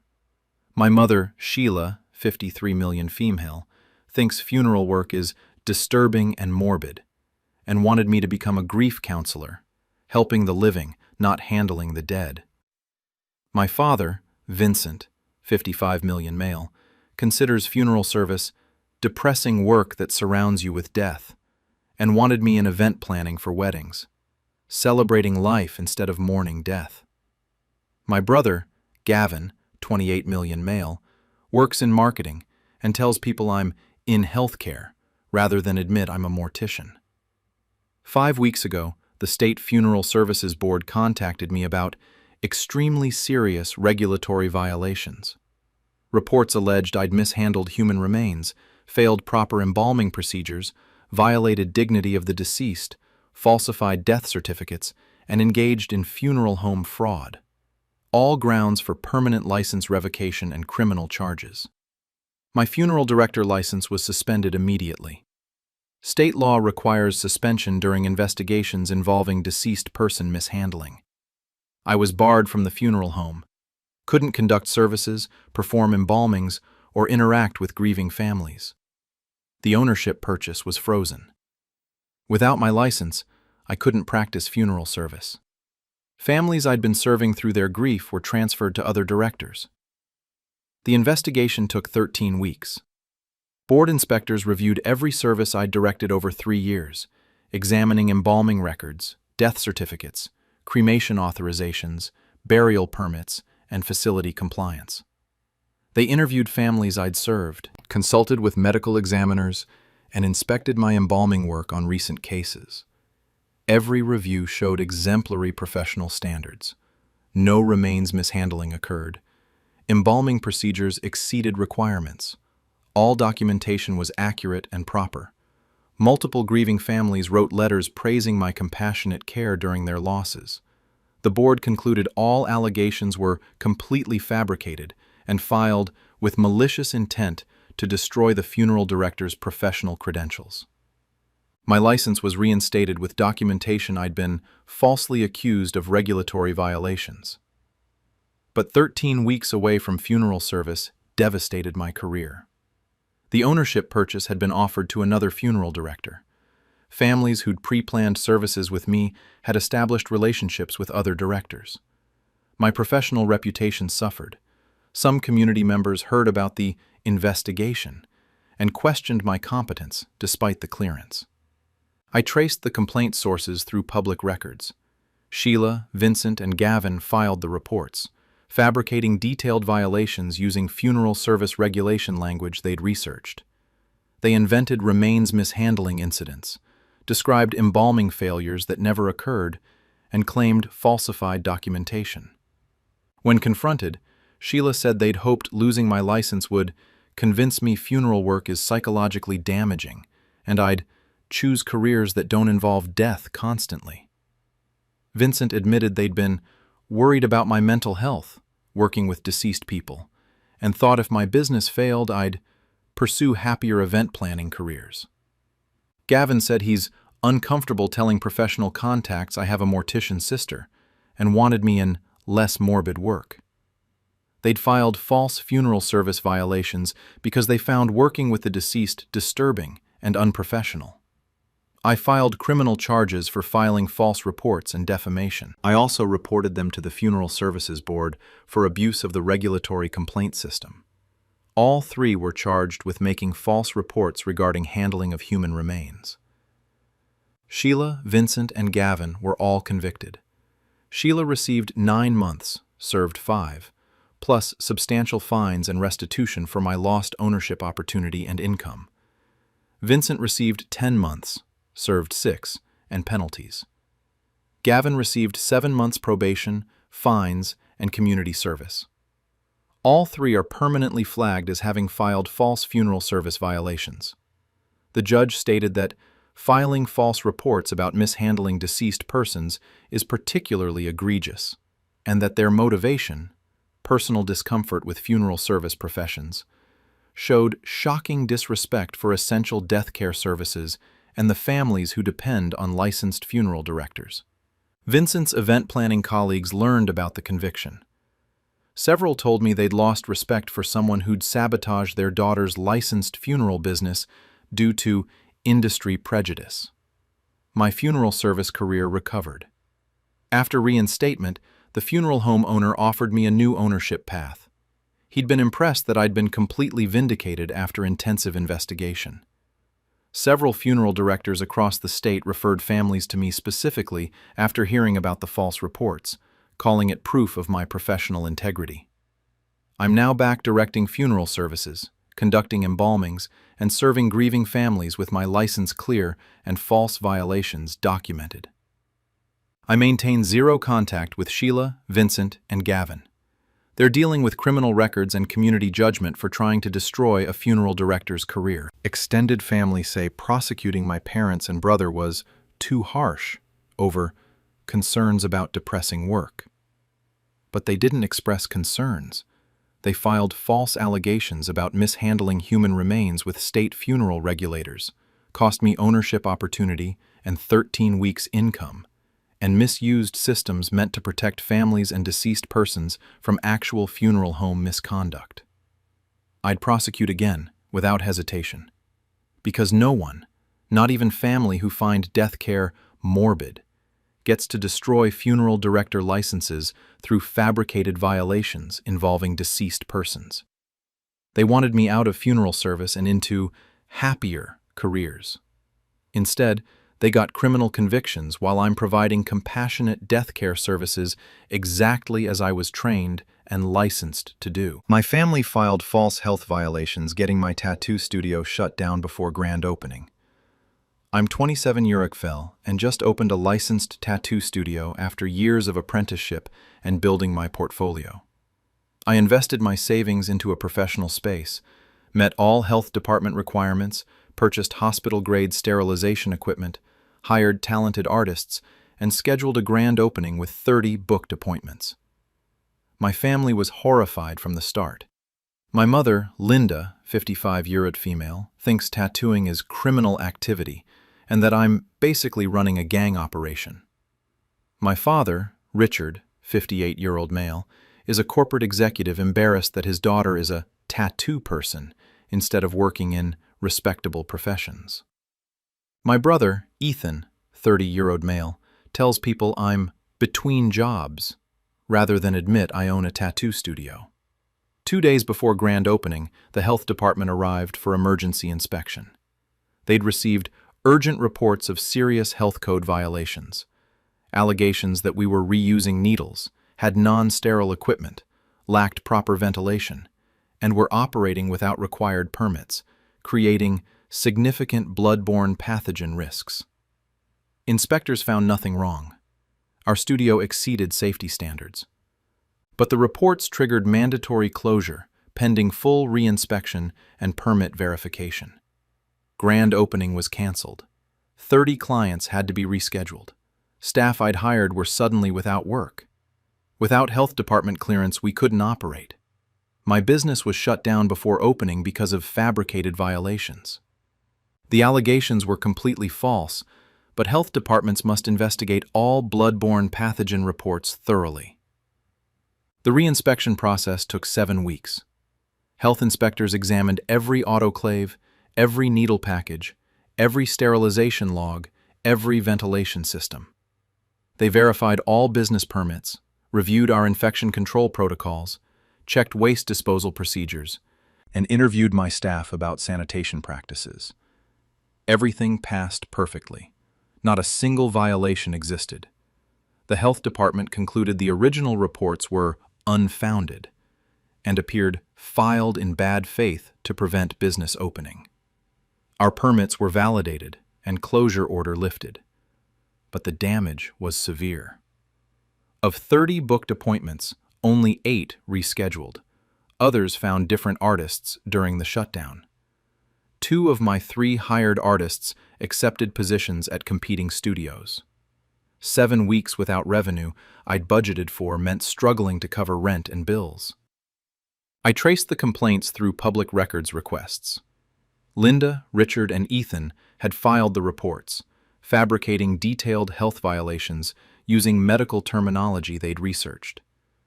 They described non-existent sterilization failures and invented needle reuse incidents to make reports sound credible.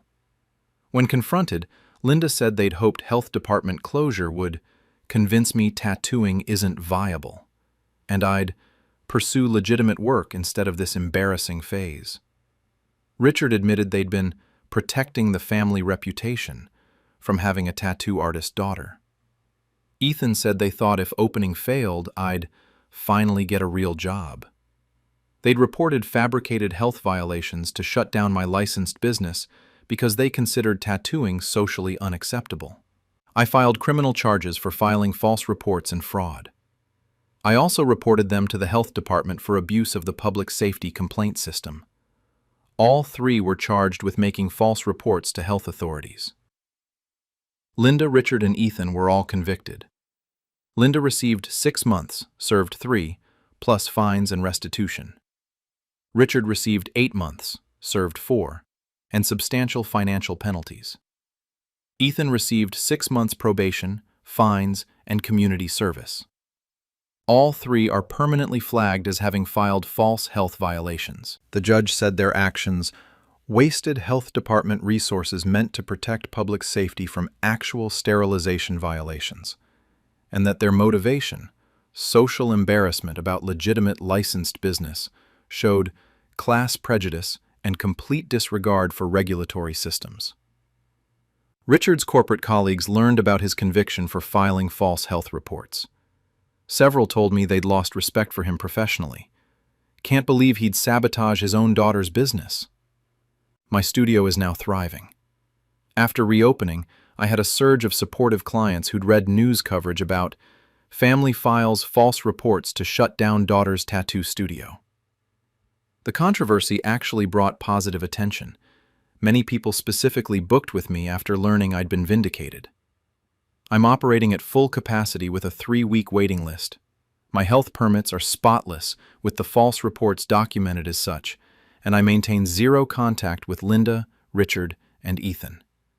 They're dealing with criminal records and embarrassment over their failed attempt to shut down my business. Extended family say I was too harsh, prosecuting my parents and brother over concerns about the family image. But they didn't express concerns. They filed false health violations with regulators, forced closure before grand opening, cost me clients and staff, and abused systems meant to protect public health. I'd prosecute again without hesitation, because no one, not even family embarrassed by your career, gets to sabotage licensed businesses through fabricated health violations. They wanted my tattoo studio to fail before it opened. Instead, they got criminal convictions while I'm running a successful licensed business exactly as I planned. My family filed false elder abuse reports, getting me fired from my nursing home director job. I'm 29-year-old F and recently became administrator of a skilled nursing facility, a position I worked toward through years of healthcare experience, specialized education, and state licensing requirements. I oversee care for 120 elderly residents and manage a staff of 80. It's demanding but meaningful work. My family disapproved from the start. My mother, Sharon, 55-year-old female, thinks nursing homes are where people go to die, and that my career is depressing. She wanted me to work in pediatrics or obstetrics, happy medicine, where you help people start life, not end it. My sister Jenna, 26-year-old female, echoes this, saying I'm surrounding myself with death, and it's unhealthy. 6 weeks ago, my state's Department of Health contacted me about serious allegations of elder abuse and neglect at my facility. Anonymous reports claimed residents were being physically restrained without medical orders, medications were being withheld, and I was personally ignoring residents' complaints of pain and mistreatment. The state conducted an immediate investigation. Inspectors showed up unannounced, interviewed staff and residents, reviewed medical records, observed care routines. My facility was placed under enhanced monitoring. My license was temporarily suspended pending investigation outcome. I was placed on administrative leave. Without my license, I couldn't work as administrator. The board brought in an interim director. I went from running the facility to being banned from entering while under investigation. Every allegation was false, but I'd lost my position while investigators determined that. The investigation took 8 weeks. Inspectors found zero evidence of abuse, neglect, or policy violations. Every resident they interviewed reported receiving good care. Medical records showed proper medication administration and restraint protocols. Staff confirmed no knowledge of any mistreatment. The state concluded the reports were unfounded and appeared to be filed maliciously to damage the administrator's professional reputation. My license was reinstated with a letter stating I'd been falsely accused and cleared of all allegations. But the interim director had been hired on a contract, and the board decided to keep him for stability rather than immediately reinstating me. I was offered an assistant administrator position, a demotion from my previous role, at lower pay. I traced the reports through legal channels. The anonymous complaints had been filed by Sharon and Jenna, using details about my facility they'd learned from conversations with me. They'd made up specific incidents of abuse, named residents, whose names they'd heard me mention, and claimed to have witnessed mistreatment during facility visits they'd never actually made. When confronted, Sharon said they'd been trying to convince me to quit that job and find something less morbid. Jenna said they thought if I got in trouble at work, I'd realize nursing homes were toxic environments and choose a different healthcare specialty. They'd filed false elder abuse reports to a state regulatory agency because they didn't approve of my career path. I filed criminal complaints for filing false reports and for fraud. I also reported them to the state for misuse of the elder abuse reporting system. Both were charged with making false reports to state authorities, a felony in our state due to the seriousness of elder abuse allegations. The facilities board, learning the allegations had been fabricated by family members, offered to reinstate me as administrator immediately.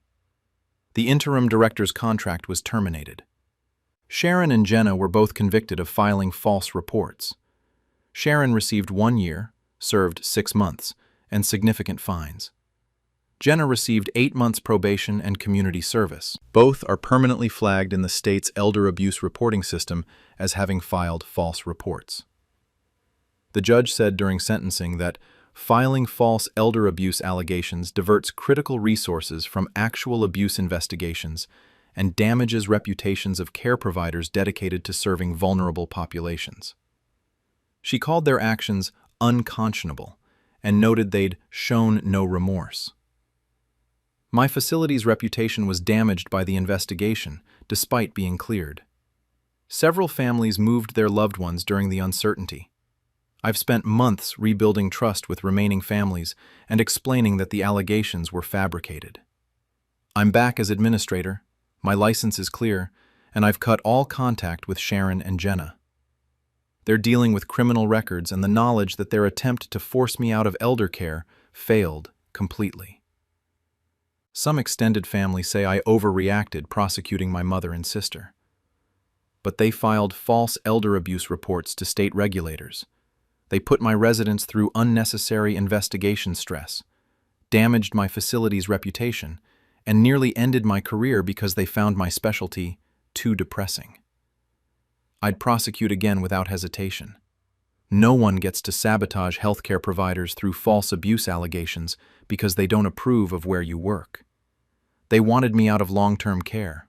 Instead, they got criminal records for abusing the elder protection system, while I continue providing care to vulnerable seniors exactly as I intended. My family filed false inspection fraud reports, getting my home inspector license suspended. I'm 26F and a certified home inspector. I completed extensive training in building systems, passed state certification exams, and built a solid reputation conducting pre-purchase home inspections for buyers. I just secured contracts with 3 major real estate agencies to be their preferred inspector. Steady work at $450 to $600 per inspection. My family never respected this career.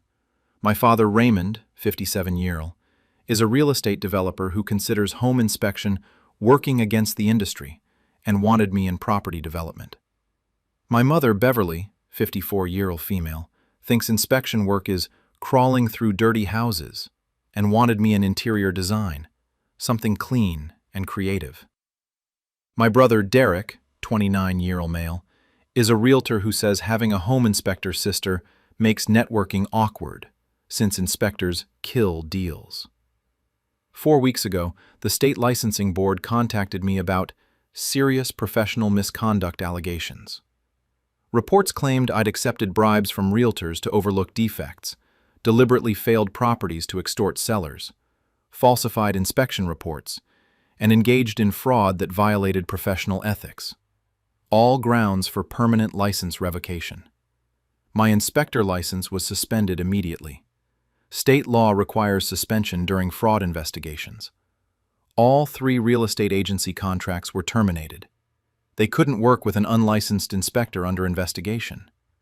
My scheduled inspections were canceled. Without my license, I couldn't conduct home inspections.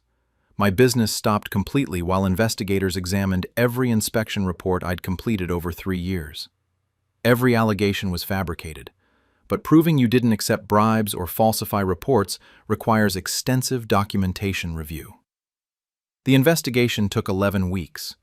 Licensing investigators reviewed every home inspection I'd performed, over 400 properties. They contacted buyers, sellers, and realtors from each transaction, examined my inspection reports against actual property conditions, checked my financial records for unexplained income, and interviewed other inspectors about industry standards. All reviews showed exemplary work. No bribes existed. My finances showed only legitimate inspection fees. No falsified reports were found. Multiple buyers confirmed my inspections revealed defects that saved them from bad purchases. Several realtors praised my thoroughness and integrity. The board concluded all allegations were completely fabricated and filed with malicious intent to destroy the inspector's professional credentials. My license was reinstated with documentation I'd been falsely accused of professional fraud. But 11 weeks without income devastated my business. All 3 real estate agency contracts had gone to competing inspectors. Buyers I'd been scheduled to inspect for had closed on properties using other inspectors. My professional reputation suffered. Several realtors I'd worked with avoided recommending me after hearing about the investigation. I traced the complaint sources through legal discovery. Raymond, Beverly, and Derek filed the reports using professional ethics language they'd researched. They invented bribery schemes, fabricated falsified inspection incidents, and described fraudulent practices that never occurred. When confronted, Raymond said they'd hoped losing my license would convince me home inspection is adversarial to real estate success, and I'd finally join development where I'd help build property value instead of finding problems. Beverly admitted they'd been embarrassed, telling friends I inspect houses for a living, and thought if my business failed, I'd pursue something more glamorous. Derek said having a home inspector sister hurt his real estate reputation, and he'd wanted me out of the industry. They'd filed false professional fraud allegations because home inspection conflicted with their real estate interests, and they considered it unglamorous work. I filed criminal charges for filing false reports and fraud. I also reported them to the licensing board for abuse of the professional ethics complaint system. All 3 were charged with making false reports to state authorities. Raymond, Beverly, and Derek were all convicted. Raymond received 10 months, served 6, plus substantial fines and restitution for my lost income and contract terminations. Beverly received 7 months, served 4, and penalties. Derek received 9 months, served 5, plus fines. All 3 are permanently flagged as having filed false professional misconduct reports. The judge said their actions wasted licensing resources meant to investigate actual inspection fraud, and that their motivation, real estate industry conflicts and social embarrassment, showed shocking willingness to destroy legitimate professional credentials for personal convenience. Raymond's real estate development reputation suffered when industry colleagues learned he'd filed false fraud reports against his daughter. Several business partners quietly distanced themselves. Derek's real estate broker suspended him for 3 months after the conviction, Clients and colleagues lost trust in his professional integrity. My home inspection business recovered and thrived. After reinstatement, I received referrals from inspectors across the state who'd heard about the family sabotage. Several real estate agencies specifically contracted with me after learning my license suspension was based on false reports. They respected that I'd been vindicated. One agency's owner told me, "Anyone whose family tried to destroy them through false reports must do thorough, honest inspections that threaten bad deals." I'm now conducting inspections at higher volume than before. My license is clear, with false accusations documented as such, and I maintain zero contact with Raymond, Beverly, and Derek. They're dealing with criminal records and professional damage for trying to destroy a home inspection career. Extended family say prosecuting my parents and brother was too harsh over conflicts between inspection and real estate. But they didn't just have conflicts. They filed false professional fraud and bribery allegations with state licensing, cost me 3 contracted agencies and 11 weeks' income, and misused systems meant to protect consumers from actual dishonest inspectors. I'd prosecute again without hesitation.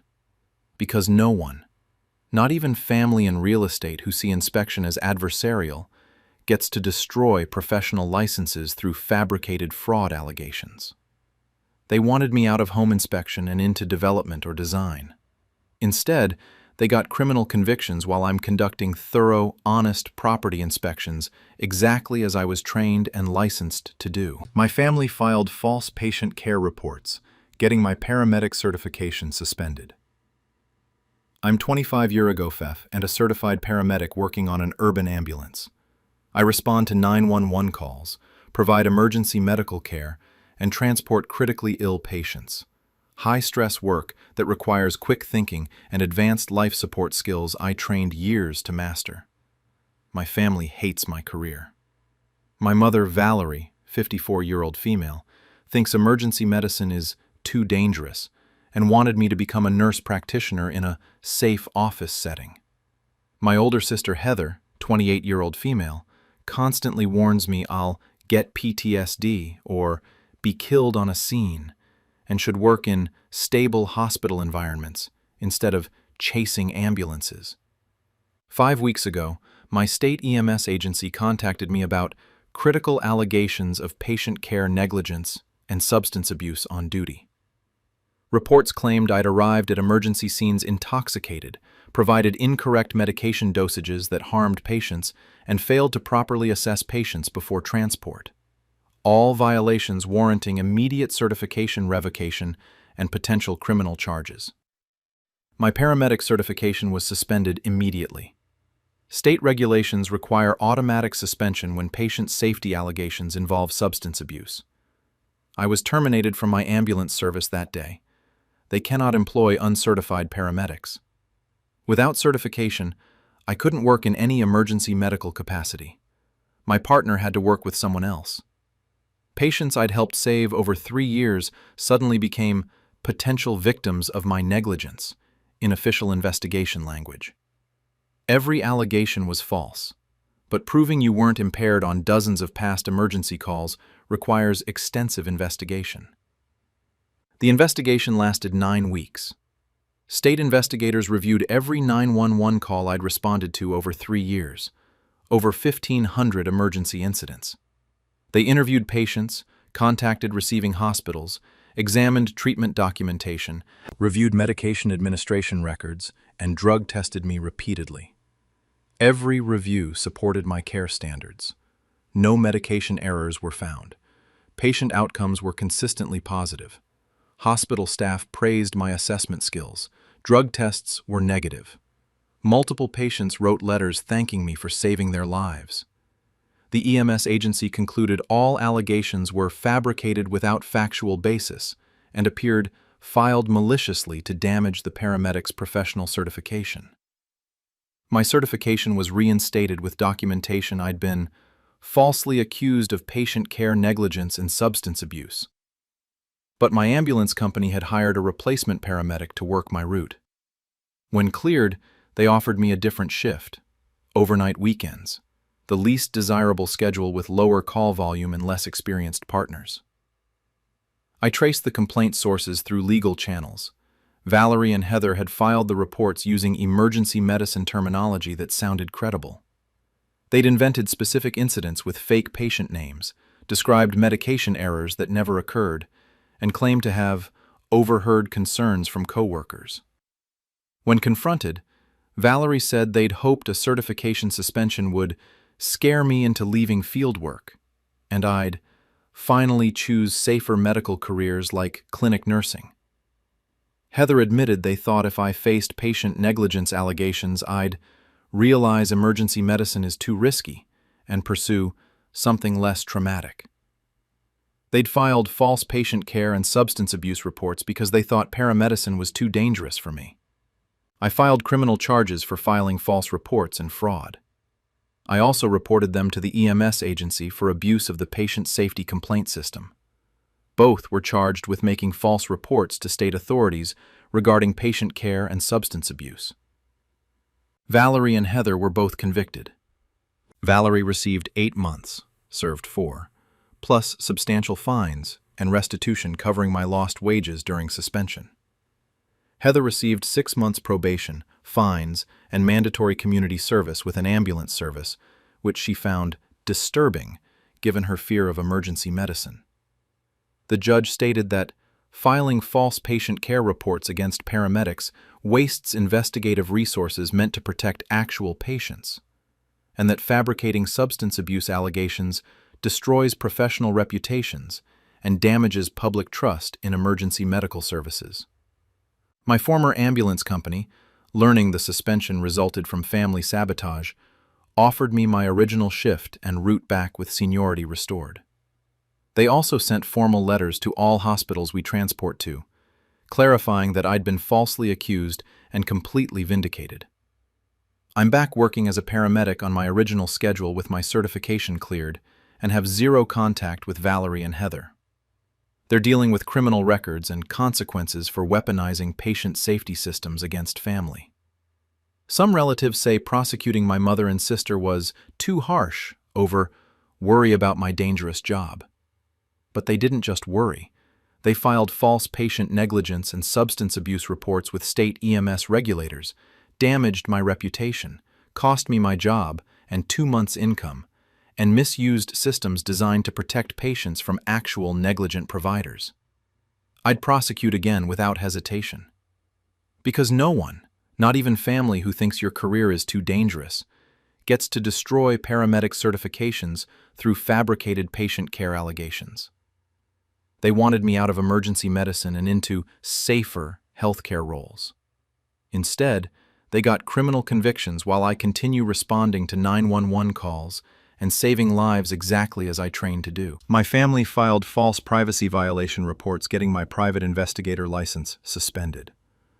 I'm 28 Embiel and a licensed private investigator specializing in insurance fraud investigations and background checks.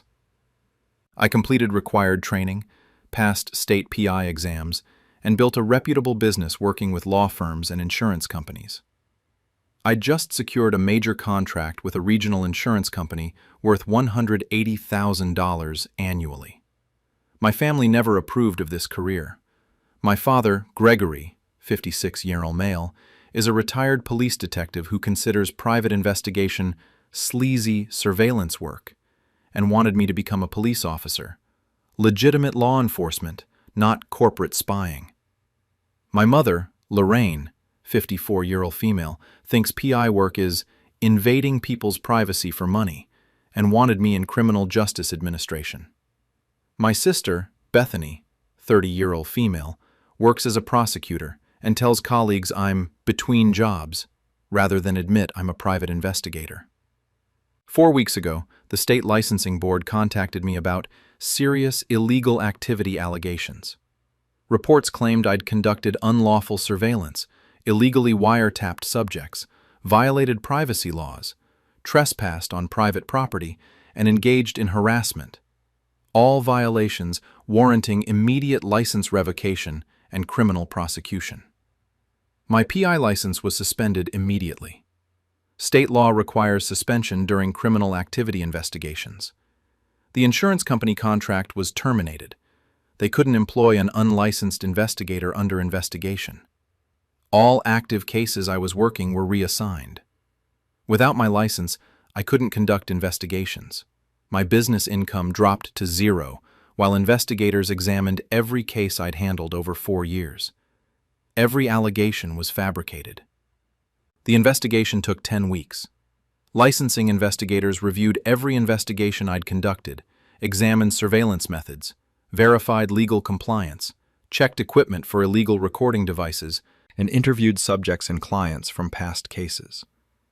All work showed perfect legal compliance.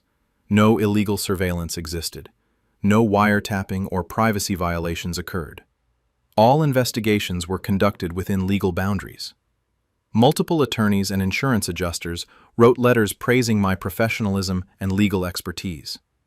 The board concluded all allegations were fabricated without factual basis and filed with intent to destroy the investigator's professional license. My license was reinstated with documentation I'd been falsely accused. But 10 weeks without the insurance contract income devastated my business. The $180,000 annual contract had been awarded to a competing investigation firm. Several law firms I'd worked with had established relationships with other investigators. My professional reputation suffered. Some potential clients found news of the investigation and hired competitors without learning I'd been vindicated. I traced the complaint sources through legal discovery. Gregory, Lorraine, and Bethany filed the reports, fabricating detailed illegal surveillance activities using privacy law terminology they'd researched. They invented wiretapping incidents, described trespassing that never occurred, and claimed I'd violated subjects' rights. When confronted, Gregory said they'd hoped losing my license would convince me private investigation is legally risky, and I'd finally become a police officer like I should have. Lorraine admitted they'd been morally opposed to surveillance work and thought if my business collapsed, I'd choose law enforcement that serves justice instead of corporations. Bethany said having a PI brother undermines her credibility as a prosecutor, and she wanted me in legitimate criminal justice careers. They'd filed false privacy violation reports because they considered private investigation unethical compared to police work. I filed criminal charges for filing false reports and fraud. I also reported them to the licensing board for abuse of the regulatory complaint system. All 3 were charged with making false reports to state authorities. Gregory, Lorraine, and Bethany were all convicted. Gregory received 8 months, served 4, plus fines and restitution for my lost insurance contract. Lorraine received 7 months, served 3, and penalties. Bethany received 9 months probation, fines, and community service. All 3 are permanently flagged as having filed false PI license violations. The judge stated that filing false reports alleging illegal surveillance and privacy violations wastes investigative resources meant to protect citizens from actual unlawful investigations, and that their motivation, preferring police work over private investigation, showed professional elitism within criminal justice fields. Gregory's law enforcement reputation suffered when former colleagues learned he'd filed false reports against his son. Several retired officers told me they'd lost respect for someone who'd weaponized licensing systems against family. Bethany's prosecutor office conducted an ethics review given her criminal conviction. Several colleagues questioned her judgment. My private investigation business recovered and grew. After reinstatement, several insurance companies specifically recruited me after learning my license suspension was based on family sabotage. They viewed the intensive investigation and complete vindication as proof of my legal compliance and professionalism. I'm now conducting investigations with multiple insurance and legal clients. My PI license is clear with false allegations documented, and I maintain 0 contact with Gregory, Lorraine, and Bethany. They're dealing with criminal records and professional embarrassment for trying to destroy an investigation business. Extended family say prosecuting my parents and sister was excessive, over concerns about ethics of surveillance work. But they didn't express concerns. They filed false reports alleging illegal wiretapping and privacy violations with state regulators, cost me a $180,000 contract, and misused systems meant to protect citizens from actual unlawful investigations. I'd prosecute again without hesitation, because no one, not even family who prefer police work over private investigation, gets to destroy PI licenses through fabricated privacy violation allegations. They wanted me out of private investigation and into law enforcement. Instead, they got criminal convictions while I'm conducting legal, professional investigations exactly as I was licensed to do. My family filed false animal cruelty reports, getting my veterinary license suspended. I'm 28-year-old F and a licensed veterinarian specializing in emergency and critical care. I work at a 24-hour animal hospital treating severely injured and critically ill animals. It's intense, emotional work that requires quick decision-making and advanced medical skills, exactly what I trained 8 years to do. My family thinks treating animals is beneath me intellectually. My mother, Patricia, 56-year-old female, is a physician and expected me to follow her into human medicine. She's never accepted my choice to become a veterinarian, calling it wasting a medical education on pets and saying I'm too smart to be playing with animals. My brother, Nathan, 30-year-old male, is a surgeon and echoes this, telling people I couldn't handle real medical school. 5 weeks ago, the state veterinary board contacted me about multiple reports of animal cruelty and medical negligence. Allegations claimed I performed unnecessary surgeries for profit, withheld pain medication from animals in my care, and euthanized pets without owner consent, all violations warranting license revocation. My license was immediately suspended pending investigation. State law requires automatic suspension when animal cruelty allegations involve a licensed veterinarian. I was placed on unpaid leave from the hospital. Without my license, I couldn't practice veterinary medicine. Cases I'd been managing were transferred to other doctors. Clients who trusted me were confused. My career stopped completely while investigators examined 6 years of medical records. Every allegation was false, but disproving systematic cruelty claims takes extensive investigation. The investigation lasted 10 weeks. Board investigators reviewed every surgery I'd performed, every euthanasia authorization, every pain medication protocol. They interviewed veterinary staff, contacted hundreds of pet owners, examined surgical outcomes, and consulted independent veterinary experts on my medical decisions. Every review supported my care standards. No unnecessary surgeries were found. Pain management protocols exceeded industry standards. Every euthanasia had proper written consent. Multiple pet owners wrote letters praising the care their animals received. The board concluded all allegations were fabricated without medical basis and appeared filed maliciously to damage the veterinarian's professional standing. My license was reinstated with documentation I'd been falsely accused. But my hospital had hired a temporary emergency vet to cover my cases. When I was cleared, they offered my position back, but at reduced hours, since the temporary vet was staying on staff. I'd lost income and professional standing during the months-long investigation. I traced the complaint sources through legal discovery. Patricia and Nathan filed the reports using medical terminology that sounded credible, but described situations that never occurred. They'd used details from conversations where I'd discussed difficult cases, twisting them into allegations of cruelty. Patricia admitted they'd hoped a license suspension would convince me veterinary medicine isn't worth the trouble, and I'd finally go to medical school to become a real doctor.